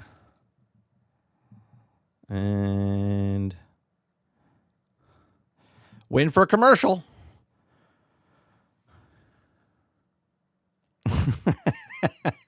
Altered says 30 said I'm a nobody. Excuse me, well, I'm gonna go to the corner and cry. Oh, stop it, you baby. Stop it, you baby. We got 2 commercials. All right. You have literally no recourse in many cases when you ship a game and it sucks. Steam is pretty good with refunds. Everyone else, not so much. It's kind of hard to get a refund. Why in the world would a normal person be nicer about it? The billion and trillion dollar corporations. Right. You make a product. I make money. I want to give you the money for the product. I shouldn't have to jump through fucking hoops and do all these things because you're getting. I'm assuming you have quality insurance. And then when you make a product and you put it on your platform, you're like, hey, this is the seal of approval. This is a PlayStation game. This is an Xbox game. This is a Nintendo game. This is a Steam game. And we think that this game is worthy of purchasing. And then we buy it. And they're like, hey, this is a great game. Great game. Have networks of teams who study the psychology of human beings so that they can figure out how to take their money. And they want to know what will make them the most money. And we've drifted far too far into that territory with a lot of the AAA Western industry, which is a major problem for said industry, as exemplified by the sweeping layoffs the last several years as costs go up, but gamers aren't buying your strategies anymore. No, YouTubers are not going to play nice, and they don't need to. Yeah, but this is not just a YouTuber thing. This is a customer thing. When customers go on Reddit, when customers say stuff on Twitter, and they say, these fucking bullshit companies did this, and they're like, oh, well, don't listen to them. They're just trolls. They're just the small vocal minority. No, these are customers that bought your stuff and are like upset. They're not YouTubers. They're not influencers. These are just normal customers frustrated with the actual things that are happening with the product they're buying. But now it's a YouTuber thing. No, this is a regular, just a customer thing.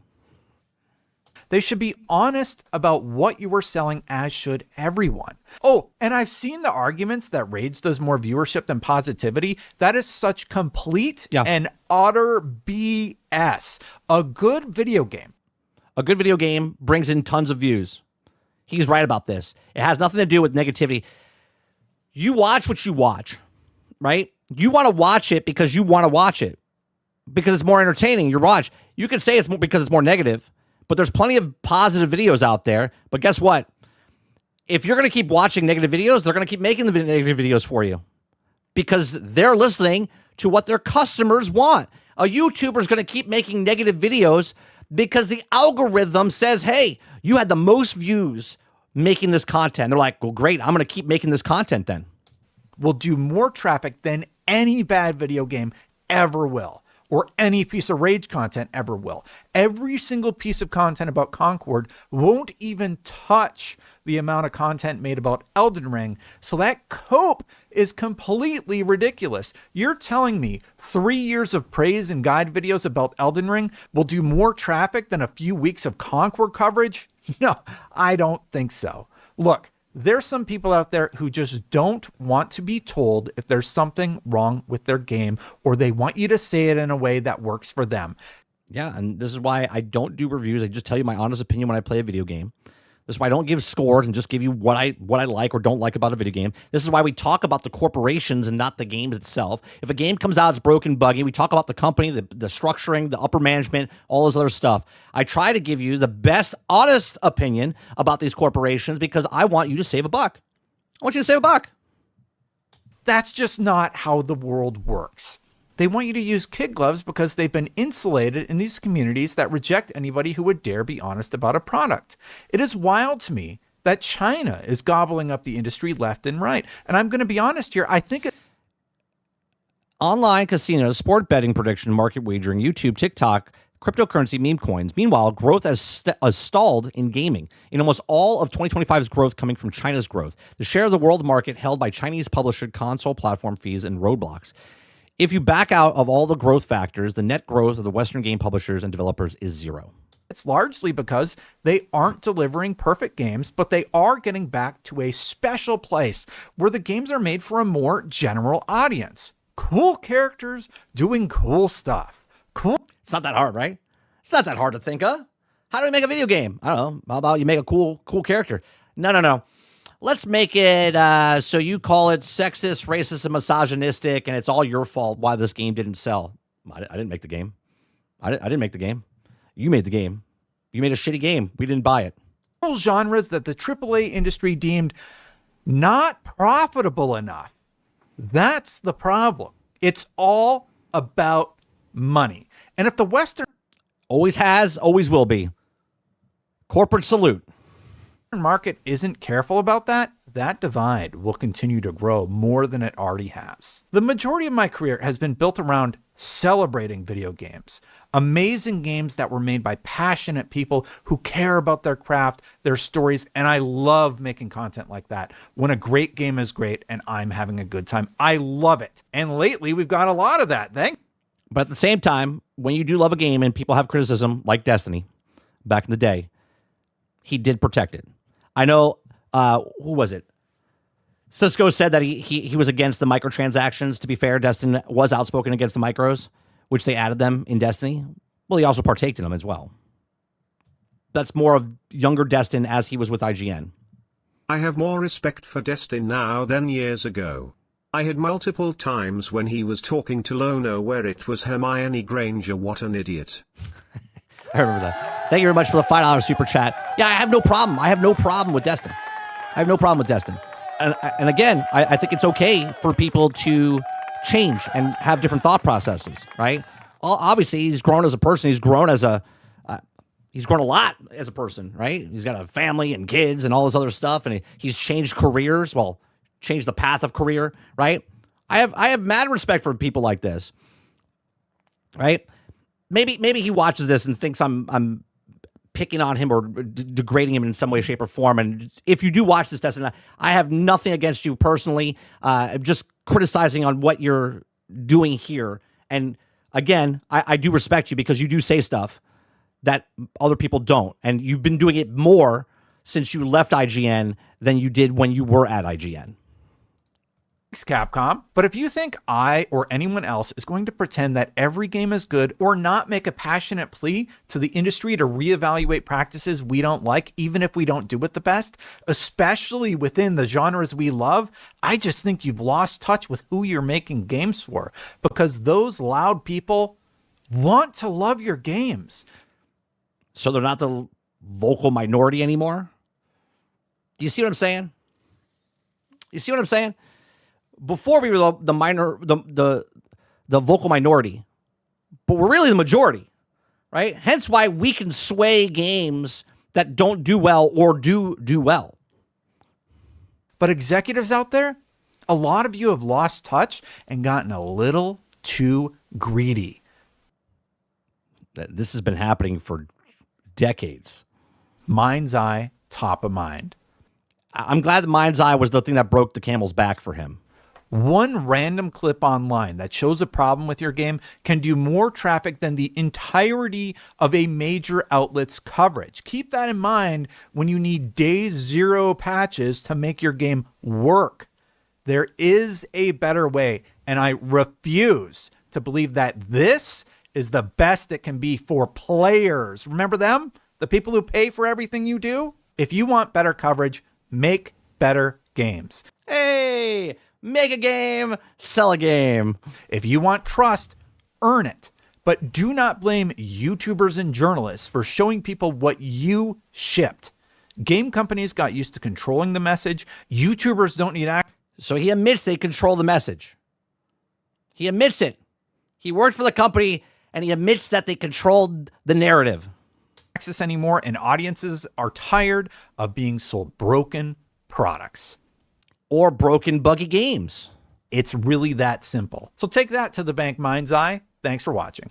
Thank you so much for watching my rant there, everybody. Hit that subscribe button, hit that bell to know my content goes live. Thank you so very much for watching. Huge shout out to the members, Chris Freddy, Brandon Cheruby, Jason, Marcus Sargeet, Emma, and Shane Carroll. I greatly appreciate you. If you want to support my work, patreon.com/SaveStatePlus. See, Destin can do, go follow him down below. Hit the like button, hit the subscribe button. He could get into places, he can get the interviews because of what he did in the past. Because of IGN, it opened up a shit ton of doors for him. He's made connections and knows people in the industry and developers. He can land these interviews with people because of the work he did in the past. Okay? I like that he's opened up and has seen the light. Welcome to our side of trying to protect the customers, because the customers don't have any protection. Hence why we're very vocal. Right? Go check it out. Argus says, Critics still are the ones controlling the message for the most part. These major journalist companies. Cisco says, for sure, there's a big difference between Destin of then and now. I just wanted to note that he's griping of every of the Eververse on Fireteam chat. Still isn't easy to see the layer. No, I totally get it. I'm not saying he was a 100% like, ooh, I know he doesn't like the microtransactions and stuff. But because he loved the game, he would be like, it's not a big deal. But it is a big deal. Look at the industry now with microtransactions, right? Look at the difference between back then when he started Fireteam chat and now with microtransactions, right? It's just that one check-in. It's just the horse armor. It's just the fingerprint. Look at the industry now. The industry is covered in microtransactions. We're fucking pre-ordering battle passes now in EA's Battlefield. Pre-ordering battle passes, right? Just waving the hand, not saying him personally, but just everyone's just like, it's not that big of a deal, right? You're pre-ordering a $25 battle pass now. In what world, right, am I not supposed to be upset about this? Right? They're like, well, it didn't really affect you. It does affect me because you making a game based on microtransactions means you're putting less shit in the actual game and you're not looking for ways to fix the game. It's broke, buggy, and unfinished, but yet that fucking microtransaction store comes out and works perfectly in early access and beta and demos and everything else. Argus says it's more of an informed purchase than I don't pay them any mind. Cisco says of protection for companies like Bungie at IGN. They love the IGN. Kraken says independent voices have all the power now. Big game media conglomerates have overstepped in every way, made themselves irrelevant. Good. You see what you deserve. Here's the thing. We've been here. Independent YouTubers have been here talking about the stuff. We were just few. And more as the years went on, more people started waking up. More people started waking up. And now there's, I would assume, a majority of people have woken up, and now we see it more on YouTube talking bad about games and stuff like that, which we needed. Right? Because there's still people compromised. There's still people that get access to stuff, and they tell you, oh, yeah, it's awesome. Right? Like that guy that he showed the clip that was advertising for Mind's Eye, and someone's like, oh, the stream's over. He's like, good. Right? He took the money. He took the bag. Now, you can take the bag. Take the bag. Right? But if I take money from Raid Shadow Legends, I hope that my channel gives me shit because I took money from Shadow Legends, whatever. Raid Shadow Legends. I would never do it. But if I did, I would hope my chat would give me shit for it. Yeah, I don't care about the critics' scores now. They have proven they don't align with what the real customers feel. They're just trying to control the perception of things. Right, but that's always been a thing. It's always been a thing. El Nini says, now YouTubers and streamers control the narrative now. Critics have shelled out the power and had it in the past. Rogue says, pre-ordering a battle pass is like buying a used car sight unseen. Argus says, you can't even trust these award shows anymore. You can never trust them. It's just now that you've seen the light, now you're like, oh, you can't trust them now. You couldn't before. You have to decide good games with your own eyes. These days, everyone else is bought. That's always been the thing. You would pick a game in the past, music, a movie, a book, one other person. Be like, hey, I'm watching this show. Be like, oh, is it good? Yeah, it's great. And because I respect you, I'm like, I'll give it a shot. One other person. I don't need thousands of other people to like it. If I respect the person that's telling me the stuff, I just need one person. One person.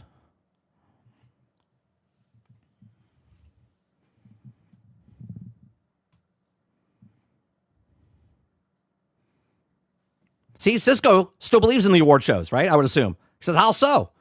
So Argus is telling him. Because the game shows and who they are, they're getting funded by the large publishers and companies. Right? Right? So you can like the shows. I get that. But what I'm not supposed to trust about it. You're supposed to not trust them because they're paid and bought for. If an award show was voted on by the people you would have completely different games in the categories and the winners from the gamers themselves. But they don't do that. They give you a small percentage, it's like 10% of the vote. And they give it to the people that are working for the companies that are making the actual games for the thing.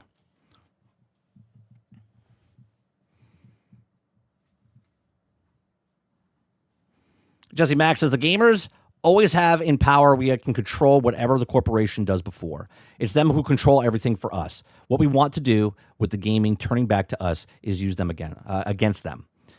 We have always had the power. The reason EA, Activision, Nintendo, Sony, Xbox, anything that succeeds, Star Wars, Lord of the Rings, we, the customer, okay, are what make the things popular. When they see money go up, they're like, holy shit, it's a lot of people. How can we make more of this? Instead of now making content for the people that made them billionaires, they're like, let's get the other side so we can become multi-billionaires. And not only are we going to charge the other side or try to get the other side, but we're also going to nickel and dime everybody else and then call them sexist, racist, and misogynistic and say, you guys are haters because you don't really like it what you did. You're like, no, I want good stuff. You're making shit product, and then the people with the money don't buy the stuff, so then we're the problem. Yeah, we are the problem. We don't want to buy your stuff. We control the power. We always have, always will.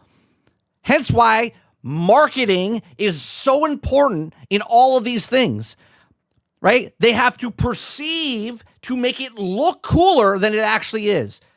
That's what marketing is. When you see a kid in a commercial playing with a toy, you're like, man, that toy looks fucking cool.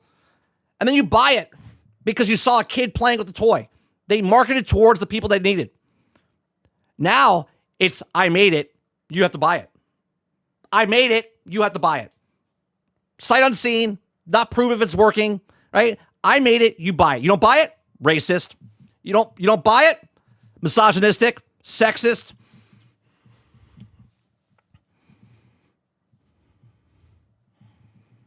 Argus says, the game is worthy. Should be the game of the year. Instead, bought and paid for by critics. Decided all of them. That's right. I test over any critic review. Yeah. And we call it the smell test, right, El Nini? I always say, give it the smell test. Give it the smell test, right? Obviously, sight test, but you got to give it the smell test. You start looking around going, is this game good, right? Is Windrose good? Yeah, it's good. You can see it because other people say it's good. Other people like the thing. So if you like survival games, you're like, you know what? I like this game. Because all these other people like the game. Right? If it's bad, like Highguard, okay, you look at that and go, nope, that smells like shit.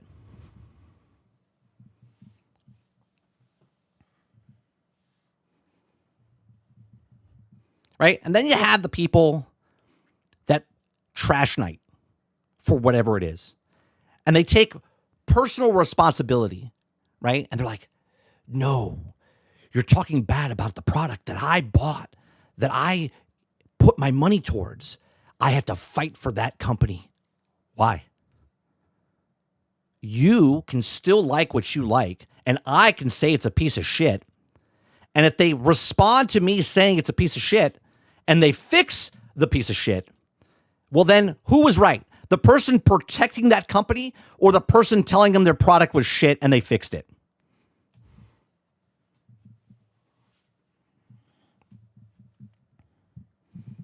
Clip says, speaking of survival games, the new Conan update just came out. Might have to try the game out. I haven't played that game in so long. Should I jump in?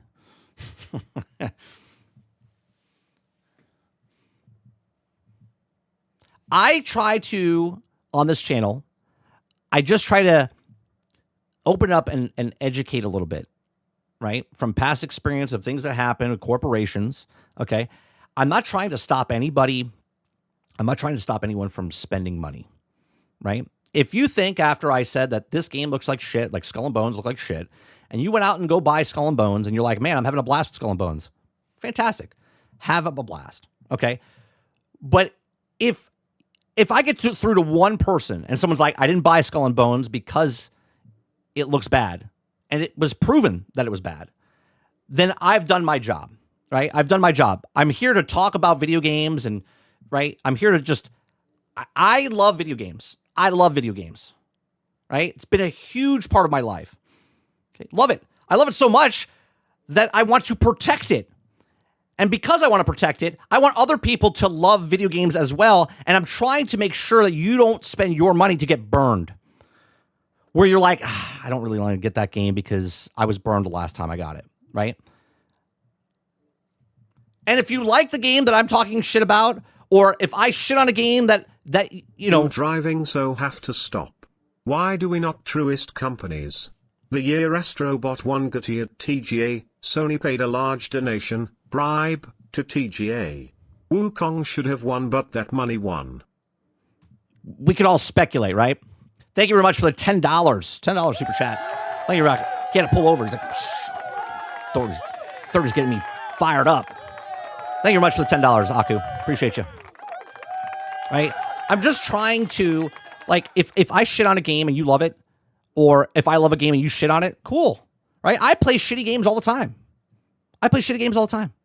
There's things that you like, but I will never protect the shitty game. Right? I will not protect shitty games. I will not apologize for liking shitty games as well. Right? I will not sit here and be like, Marvel's Avengers is the greatest game ever created. No, I liked it. Played 1,000 hours. Be like, oh, it's a piece of shit game. Great. Right? I'm not going to defend it and be like, no, you're wrong. It was a masterpiece. Not going to happen. Says, I like Conan. Not as much as Ark Survival, but still it was fun.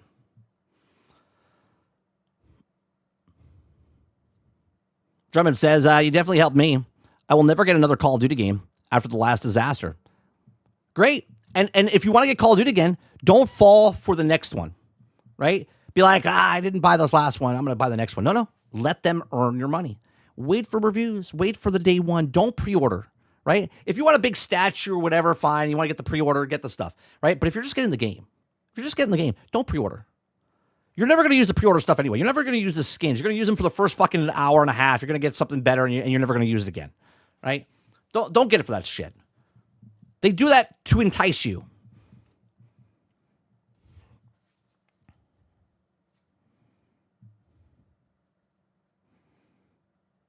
Here's another thing, chat. Don't ever listen to Dustin. Dustin trolls on everything. If you like something, he hates it. If you hate something, he loves it. Don't listen to Dustin.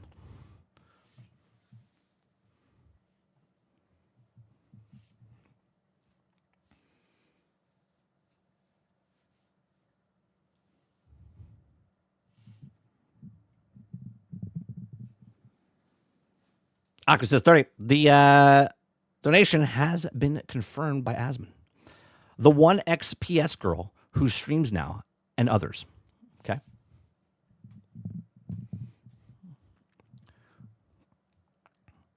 What else we got here tonight? Or Travis. Well, yeah, that's. Don't have to speak about that.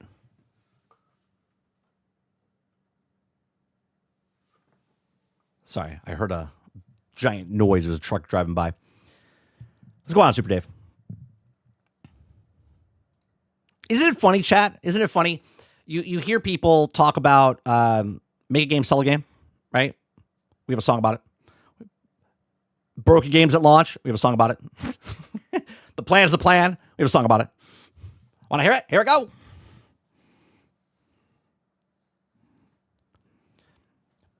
The last thing I want to talk about today is GameStop confirms that it's acquiring eBay. Okay.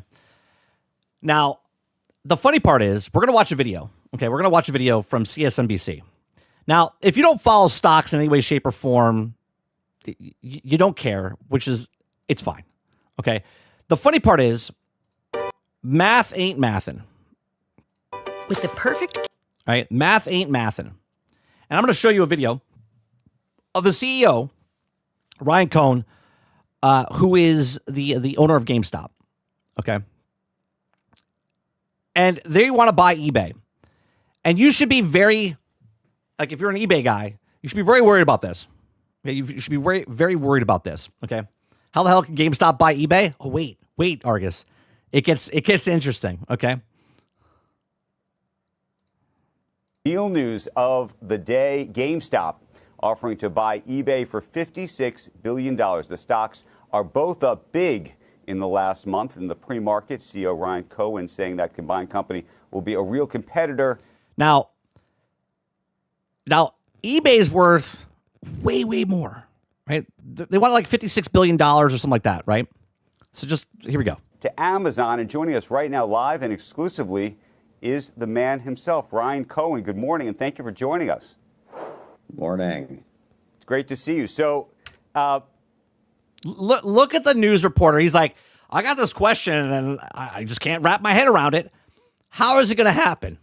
There's so many questions about how this would all work. But before we get to any of that, just give us the backstory here and the rationale behind wanting to go. Why does, I don't know if he is he hungover? Not the news anchor. Is he high? Like, what's happening with Ryan Cohen right now? Ahead and try to do this.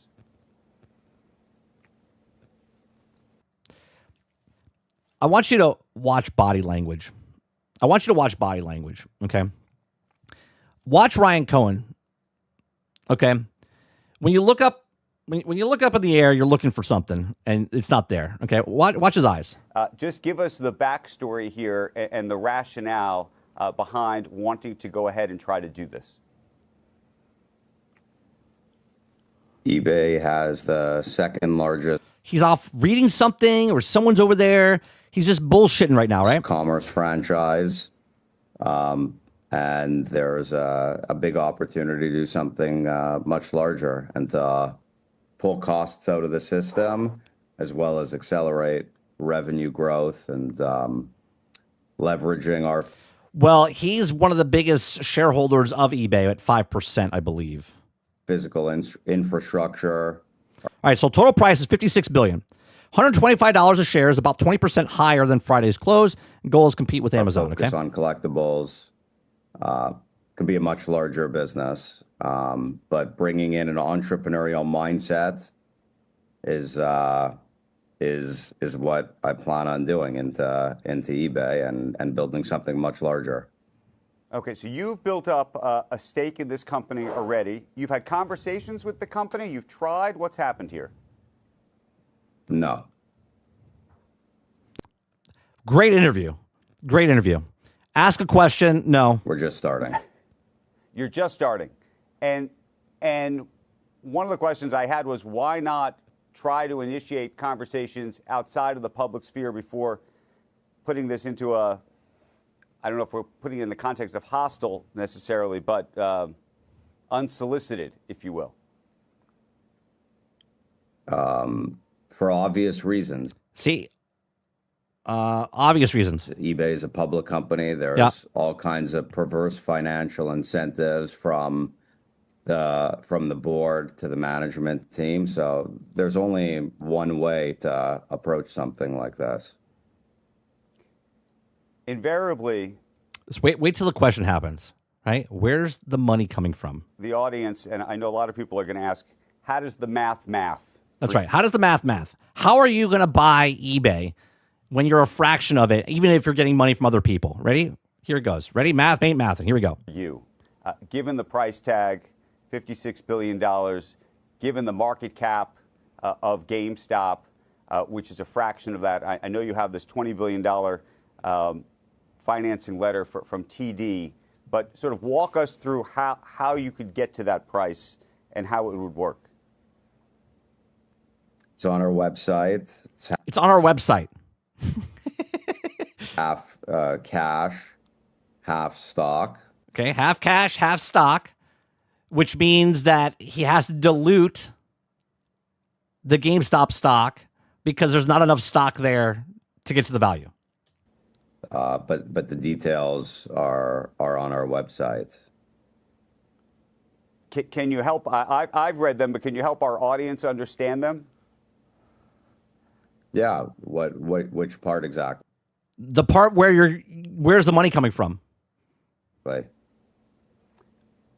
Well, I think we could start with the idea that the market cap of GameStop is, call it, $11 billion. You have $9 billion on your balance sheet. Arguably, if you're providing effectively all of your stock, and then the cash. Right. The cash money plus all your stock, you're at 20 billion, right? And then you're getting an additional 20 billion from the bank. So you have 40 billion. You still need to raise $16 billion. That gets you to 20. You have this letter from TD. That's another 20. We're now at 40, but we're still off by, call it 6. Call it 16 billion. Yeah. Oh, hold on a second. Let me see. 16 billion. I had that in my pocket. 16 billion. We're not talking about 16 million. We're not even talking about 160 million. We're talking about $16 billion. 16. And the 20, as far as I understand, while it's considered a highly confident letter, meaning TD saying they're highly confident that they would provide the financing, it's not locked financing. Yeah, we'll see what happens. We'll just see what happens. How's it? Math ain't mathin'. We'll just see what happens. Look at his smirk. Something shady going on here. I love the news anchor. He's like, I don't know where the fuck to go with this. I don't know how to do this. Someone help me. I hear you. I understand that. I'm just trying to understand where the rest of the money would Where's the money coming from? Hold on a second. Like, he's like, his brain exploded on air. He says, I don't understand. How in the world? It's worse than the mafia, Jason. It's worse than the mafia. It's half cash, half stock. Yeah, half cash, half stock. Okay, well, your stock's only worth this. If it's just half cash and half stock, you have to do something with the stock. You have to do something with the stock. Is it splitting? Are you selling more shares of the stock? I hear you. He's like, yeah, I get that. I'm just saying that math doesn't get you to the. Right, you're still $16 billion short. To the price that you're offering. Yeah, he's like, yeah, that's correct. 16 billion. So, Ryan, that's a pretty straightforward question. I don't get it. So what are you saying? He's asking a question to you, Ryan. How are you getting the other 16 billion? Half cash, half stock. All right, well, if half the cash is 20 billion and the other part, like, what are we talking about? Like, where's the rest of the money coming from? Andrew laid it out pretty clearly. I don't understand your question. We're all. This is just entertaining to watch. I love it. Offering half cash, half stock. Yeah, half cash, half stock. We have the ability to issue stock in order to get the deal. Yeah. Oh, now it's the order stock. Okay. But the full details of the offer are on our website. Okay, so what is it? Just say it. You're on TV. What is it? But you're on our air. We thought we'd get. Look at him. He's so angry. He's like, listen to what he says now. So, but I don't understand your question. So, Ryan, sorry, it's Melissa Liebeck at the NASDAQ. Basically, you've got $20 billion presumably from TD. You've got $9 billion of cash on your balance sheet. So that's 29. Just trying to throw him a lifeline here. Half cash, half stock. You might issue more shares. That's what you're right. You might issue more shares, which devalues, right? Talking about. So it could be dilutive to current GameStop shareholders. I want to move on, though, in terms of your. She's like, yeah, I'll just answer the question for you. Okay. I'll just answer the question for you. You're going to dilute the stock. You're going to put more shares out there. I'm going to go ask you a different question now. Vision for this combined company, because saying that a combined company could rival the likes of Amazon sets the bar pretty high. How do you foresee that happening, given some key differences between your model and Amazon's model? Notably, Amazon has a huge logistics hub, able to offer all this other sort of delivery service, and GameStop and eBay would be confined to the platform.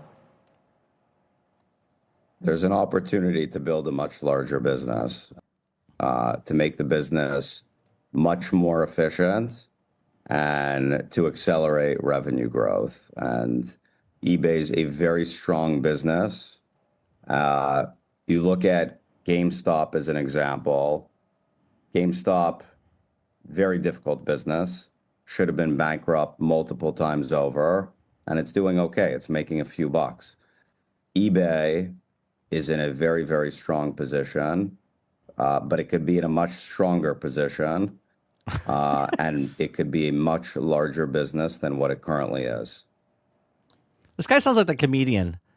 What's that comedian's name with the voice like him? Oh God, he was really funny. I can't think of his name now. Ryan, you mentioned that GameStop's in a tough business. I mean, revenues are down like 40% in the last 4 years or something like that. eBay's been a public company for a couple of decades. Where's the evidence that you kind of know how to grow a mature consumer business? Well, trust me, bro. I don't know. I mean, didn't you guys call for GameStop's demise?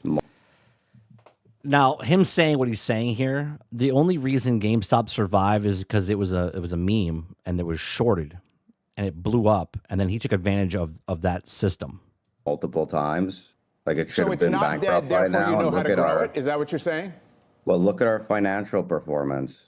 Is it better than you guys anticipated? Because you're closing stores left and right for GameStop. You guys said it was going to be doing really, really poorly, and it's actually doing okay. Look at what a cocky guy, huh? I mean, I'm not a billionaire, so. Ryan, let me come at this a slightly different way. Back to the main anchor. all these news anchors are like, I don't understand. We're just trying to get a simple answer out of him, and he just doesn't want to answer it.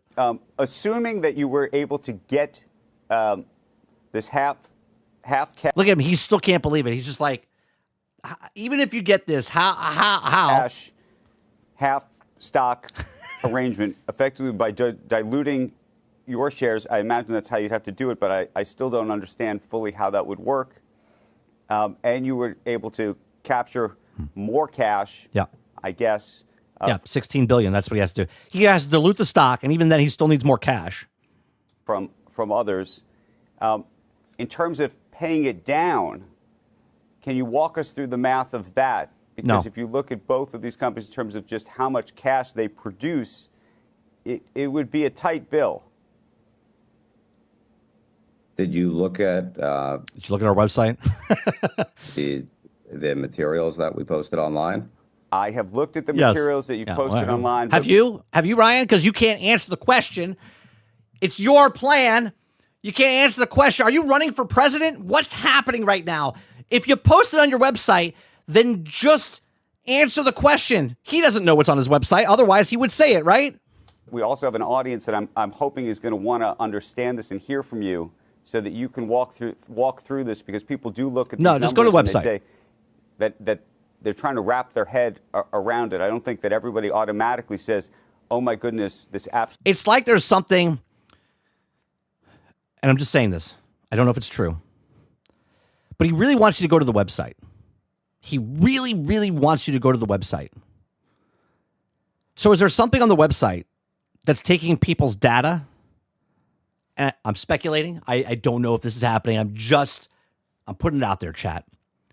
Ryan wants you to go to the website. Did you check out the website? Did you see the website? Who said this before? Oh, Randy Pitchford. But did you see it? Did you see the movie to tell us that was a shit movie? Did you see it? Did you see it? I wonder if you go to this website, if there's something that captures you to get your data, and they take that data to sell to other people to get money. I don't know if you can get $16 billion worth of data to people going to GameStop, but he doesn't want to tell you what it is, but he wants to make sure you went to the website to see it. It makes 100% sense, and he can write the check tomorrow, and if he wanted to close the deal tomorrow. In fact, I am sure that if you were the CEO of eBay and the board of eBay today, you would say, I don't know what. Well, he is the highest owner of stock for eBay at 5%. Whether they have the money to be able to do this, and they're watching us now, and other investors of eBay are watching us now, and they're not going to call eBay's board and say, you need to talk to these people unless they understand how this all is supposed to work.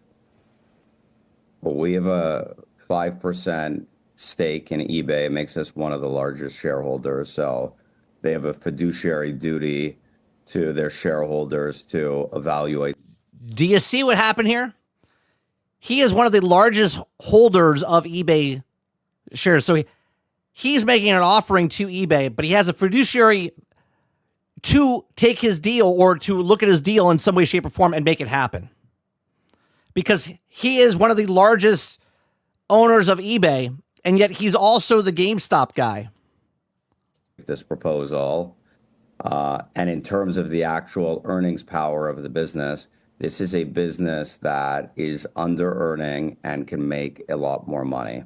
And GameStop is a good blueprint for that. Obviously, you know, you guys thought the business wouldn't be where it. Do you see it? Do you hear what's happening now? Are you reading between the lines? He brought GameStop back from the brink. Obviously, he keeps bringing it back, like bringing it back up. He is one of the largest people on eBay as owners. He has his own fiduciary duty to see this deal through because he is one of the largest owners of the thing. Right? So his reasoning is to tell the other people, hey, look, I did this to this company. You guys are under this. I'm on the board. I can do the same thing with this. You should give me the thing. And that's what's going to happen, right? There's some shady fucking shit happening behind the scenes. It currently is, and eBay could be making a lot more money. So there's going to be some leverage on the balance sheet in order to make an acquisition possible. But it's also going to be making a lot more money in the future than it is today because it's going to be run a lot more efficiently. How? Can you tell people how it's going to be run more efficiently? Can you tell the shareholders of your company? Sarge says, so I'm speculating. He has a majority leverage. He wants seller financing. And when he improves the revenue, when eBay receives the increase of revenue as payment. When a business is not growing users and spending $2.5 billion in sales and marketing, there's a lot of fat to cut. And the earnings power, as we laid out in our investor presentation, could be way higher, double the earnings in a pretty short period of time. And so it's a business that can take on more leverage because it's going to be making more money in the future. My understanding is that in terms of running a proxy contest now, that would be uniquely complicated. Is this something that you would try to do in the future? Are you? Right? There's so much shit happening, right? Behind the scenes. It's crazy. You cut out. No, he didn't cut out. What did you say? I was saying, could you imagine running a proxy contest against this board in the future?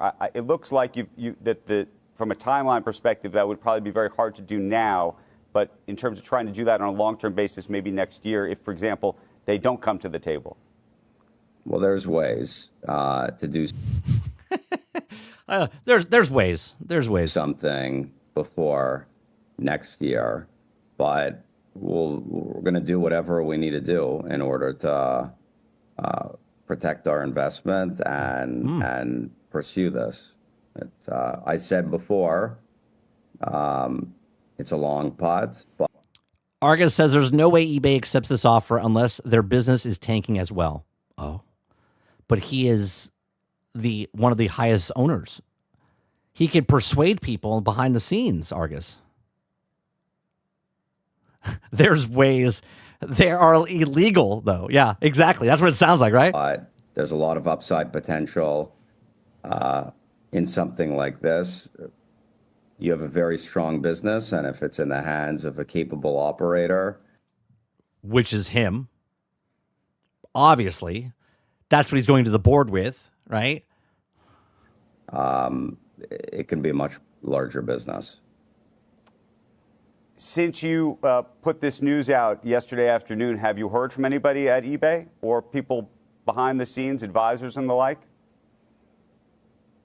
I am sure they've hired the most expensive advisory firms and lawyers to help them navigate this. So, no, not yet. I'm sure we'll get a bunch of scripted responses and they'll load up because, of course, I mean, you're dealing with a company that is very entrenched. It's a very good company. It's maybe one of the greatest companies, but they're going to do whatever they can to, it's survival. So they'll do whatever they can to protect themselves. So no, we haven't heard anything yet.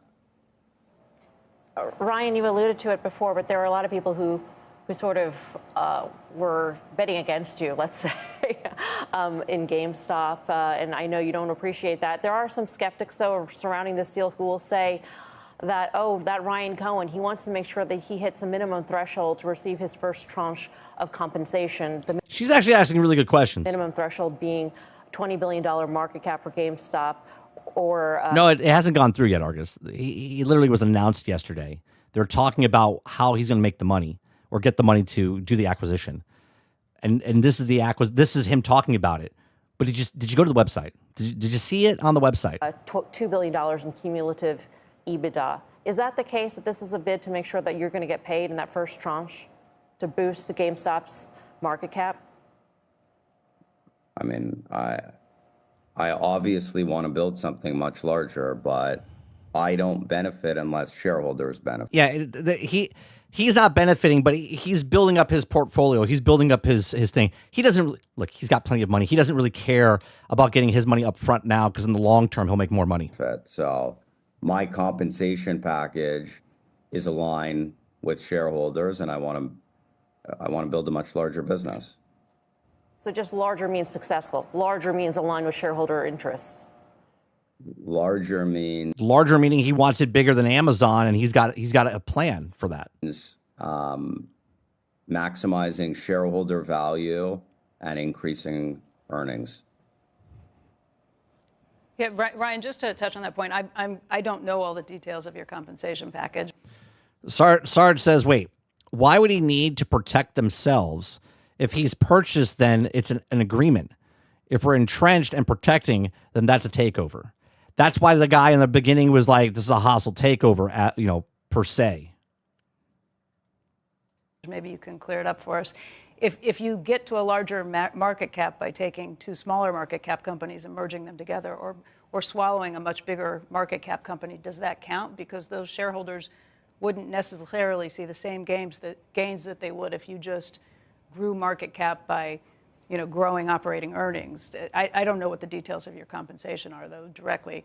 Does it matter if you swallow a bigger company and that's how you get the market cap, or do the shareholders actually have to see the same gains? I don't benefit, and I'm aligned. I'm aligned with shareholders. So, and unless our market cap increases substantially and earnings increases substantially, I don't get any salary, any cash, no golden parachutes, nothing. So what is his game? Right? What is he doing to get a company that he can't afford, but he wants it? GameStop has no money for that, and they're borrowing money, and they're missing $16 billion on top of that. Even if they dilute the stock of GameStop right now to get more stocks for GameStop, to get more people to come in, you're not going to get $16 billion. It's pretty aligned with shareholders. But the individual shareholders don't see that huge benefit if you're combining a lot more shareholders in with that, and then diluting shareholders by issuing more debt on top of it. You see what I'm saying? I get it. If you grow your market cap by 10 times, sure, I think you should absolutely get gains, but not if you do it by swallowing a bigger company and just. Right. Now remember, eBay is not swallowing GameStop. GameStop is swallowing eBay. Kind of absorbing all of that into it too, because individual shareholders didn't see necessarily a huge gain from that. If I don't hit the thresholds, then I don't get anything. Hey, Ryan, two final questions for you. One is just the 5% stake you have in the company is in the combination of stock itself, my understanding is, but also derivatives. Can you explain how that works? It's currently mostly derivatives, and there's a little bit of stock that puts us under the. Why is he looking over here when he's speaking? It's so shady, man. Regulatory thresholds, but it's currently the majority of the position is derivatives. And was that when you first began that process in February? Were you thinking that you wanted to get a stakeholder in the company to ultimately buy it, or were you thinking that this initially potentially just could be a good investment on the back of it? Obviously, by the way, on the back of even announcing this news, the stock is up now at 9%. Well, of course. It's a very good business. It's a very strong business. And, it all depends on the future earnings power of the business. If I was running the business, I'd be making a lot more money. Now, that's 3 times he's referenced if he's running the business. So you see what I'm saying? He's one of the largest shareholders for eBay. He's got a fiduciary duty to himself as the GameStop buying eBay to tell the other people that are on eBay's board of directors that what he did with GameStop, he could do again with eBay. Do you see what's happening? Okay, and then here's my final question. Given the rationale for the transaction that you've laid out, which, by the way, I've heard relatively good things about, just the idea that, it's interesting to combine the idea of eBay and a GameStop, just as a concept. How would you feel if eBay called you up and said, we'd like to pursue a transaction with you, and we would like to buy GameStop at a, call it, 20% premium to your stock price? In that case, it would be, a different type of deal. I have the same obligation to my shareholders as eBay has to theirs. And so, something like that Yeah, but you're playing both sides because were to happen, then I have the same obligation to maximize value for my shareholders as eBay has. Ryan Cohen, we want to thank you for joining us, especially. I don't get to talking to stock and stuff like that. I don't want to get into the depths of stocks, but the fact that this man is trying to take GameStop and buy a company that's 5 times the size of his own, doesn't have the money. The anchors are asking. They're asking straight up, how are you getting this money? Right? And they're like, oh, well, TD is giving us $20 billion. We have an evaluation of this, and we're getting $11 million from here. We have 20. They're giving us an additional 20. We have $40 billion. You're still $16 billion short. He is so dodgy with the question. The only thing he kept bringing up was, you guys thought GameStop was going to crash. Someone like me can do something better with that. There's still more value in this thing if they let me run it. You know what I mean? Like, it's very strange, man. It's still $16 billion. Who in their right mind would give him another $16 billion to merge these two together? To buy, I don't even think they're separate. They would be together, but separate still. I think it would still be eBay, it would still be GameStop, but they'd be under GameStop's, moniker, umbrella. He never said the word financing at all. Well, he's got TD. He's taking He's taking a loan from TD, right? And that's how they want to know how they're paying it back. That's what the question was, Sarge, right? He's got 20. He's getting 20 billion more from TD. They want to know how he's going to pay that back, but also get an additional 16 billion to make this deal go through. Right? They have 40 billion and they're still 16 billion short. And he's just like, we'll see what happens. We'll see what happens. How does this happen?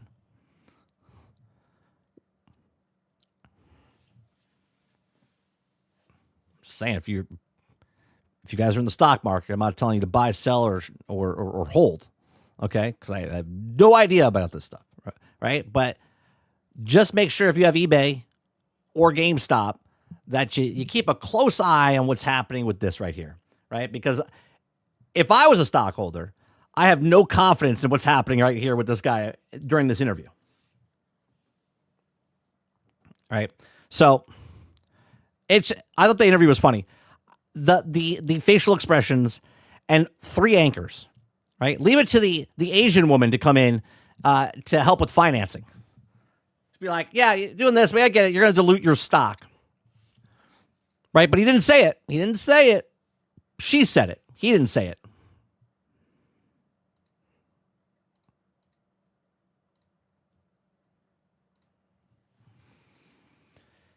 Sarge says the only way is what I said before. He uses the future profit increase to pay off the difference, which is really strange. The whole fucking deal is strange. The whole deal is strange. Now, let's see what's happening on Twitter here. It's like there was like no straight answer. It was, did you see the website? Did you go to the red site? Did you see the website?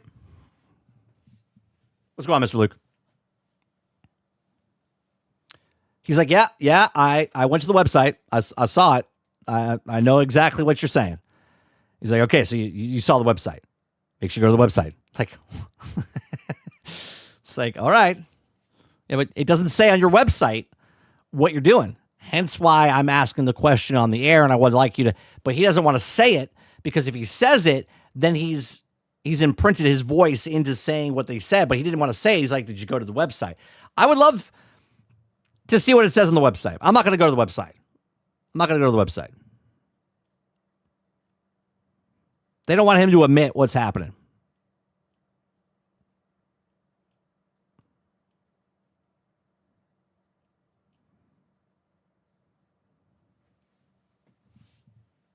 Battlefield 6 Season 3 adds the biggest map yet. You blew it! Nobody gives a shit. Nobody cares. Do I still have this? No, I don't have that anymore. Nobody cares. You blew it.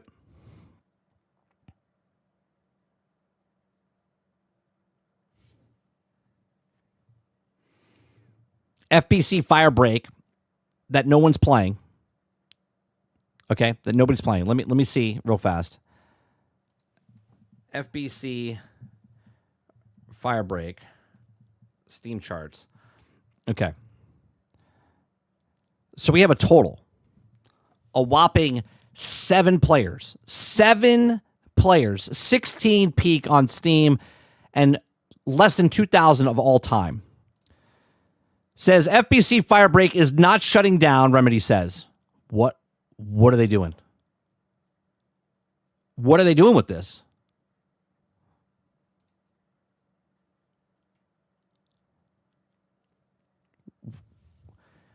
The game is getting no more new content updates, but will stay online, available on PC through Game Pass and PlayStation Plus. How? Did this game cost $10 to make? How do they keep it? Why would they keep it going?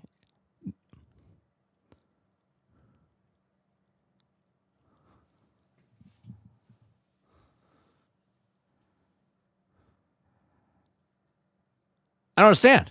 How do you keep a game like that going?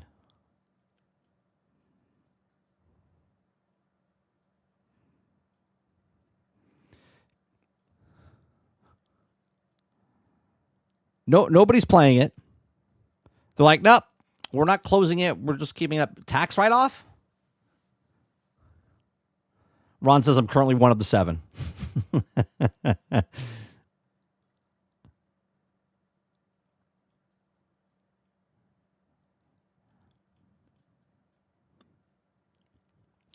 The last thing I want to talk about before we go is yesterday was Star Wars Day, right? Yesterday was May the 4th. And you would think that they would announce something, anything, for Star Wars. They announced Diddly Squat for Star Wars. What another blown opportunity. Aku says 30. Listen to the made me think I was watching CNN and how you're going to adjust your message for the midterms. Well, but Trump doesn't have any good choices. Yeah, it was very strange interview. Now, obviously, he knows what he's doing. He's a very successful businessman, right? He's taken 2 companies, the dog company, whatever, the pet food stuff, GameStop, and now he's trying to get eBay.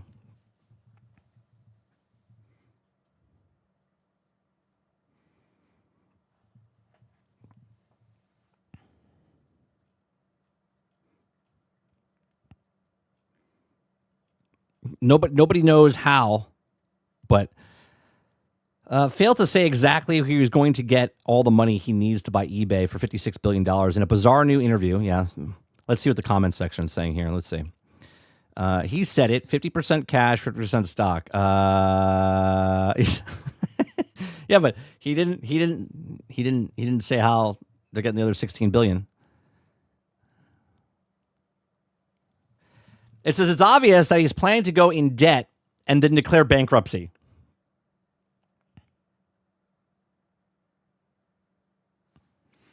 The share price meme isn't a balance sheet. The CEO, you can't explain funding, is either bluffing or being leveraged into a move that destroys retail first.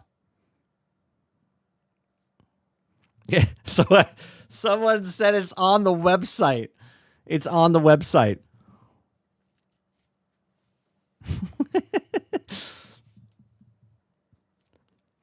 You put Ryan Cohen and you put Randy Pitchford in a room together. One says, "Did you see the website?" And the other one says, "Did you see it? Did you see the movie?" And he's like, "But did you see the website? But did you see the movie? But did you see it?" And they both go back and forth. "But did you see it? But did you see it?" And they just keep saying it over and over until it works. But did you see it?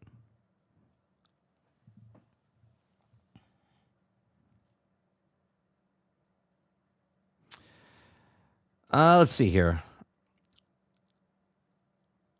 Pay $4 billion for Lucasfilm in 2012. Greenlight a new trilogy to print money. Force Awakens hits $2 billion. You Are a God. Last Jedi splits the fan base. Is there more to this?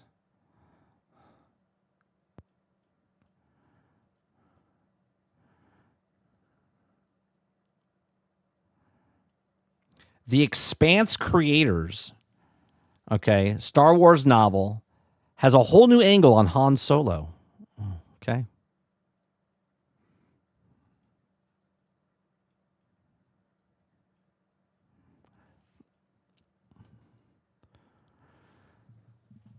Oh, boy.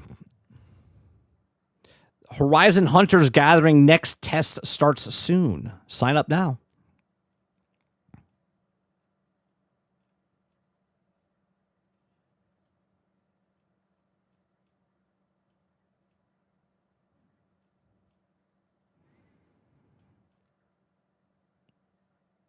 All right. I think that's going to do it for me today for this morning stream. A whole new angle. That's right. A whole new angle. Yeah, he's bi now. He's not a deadbeat dad. A whole new angle. He's not a deadbeat dad. We'll be back tonight. Oh, disconnected from WebSocket. I don't know why it said that, but 8 p.m. tonight. Over on 30 and Still Gaming, we'll play some more video games tonight. We're not going to be playing more Fortnite, so don't worry about that. Hit the like button, hit that subscribe button if you'd like to go above and beyond that. Become a member as little as $5. We do appreciate you coming out. Make sure you check out our store down below if you want a t-shirt, a mug. If you want to listen to music and support the music, let me know. Since we talked about Microsoft today, we'll end with the plan's the plan until it's not the plan. You guys have a great rest of your day, evening, or afternoon, and I'll see you guys on the next one. Peace.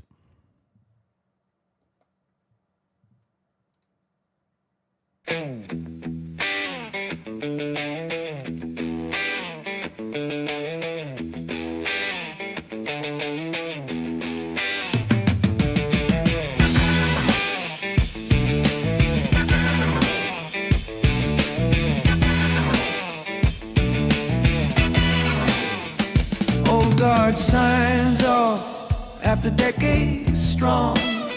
Phil walked the road, tried to right what felt wrong. Built Game Pass Thunder, made the Xbox roar. But the winds of change knocked right on the door.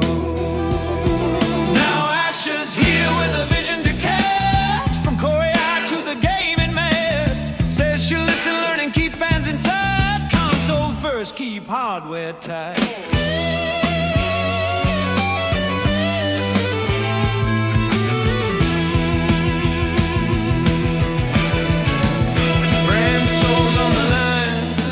Hearts in every home. Gamers wonder if they'll stay or roam. From cloud to box to screen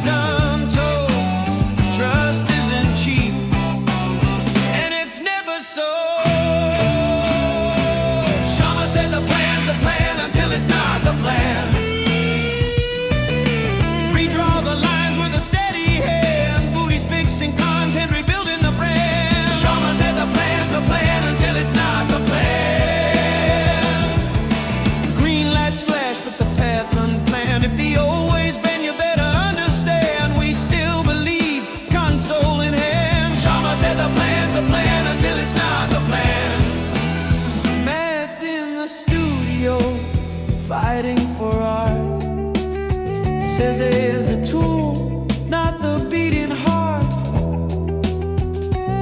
Games are people made, crafted with soul.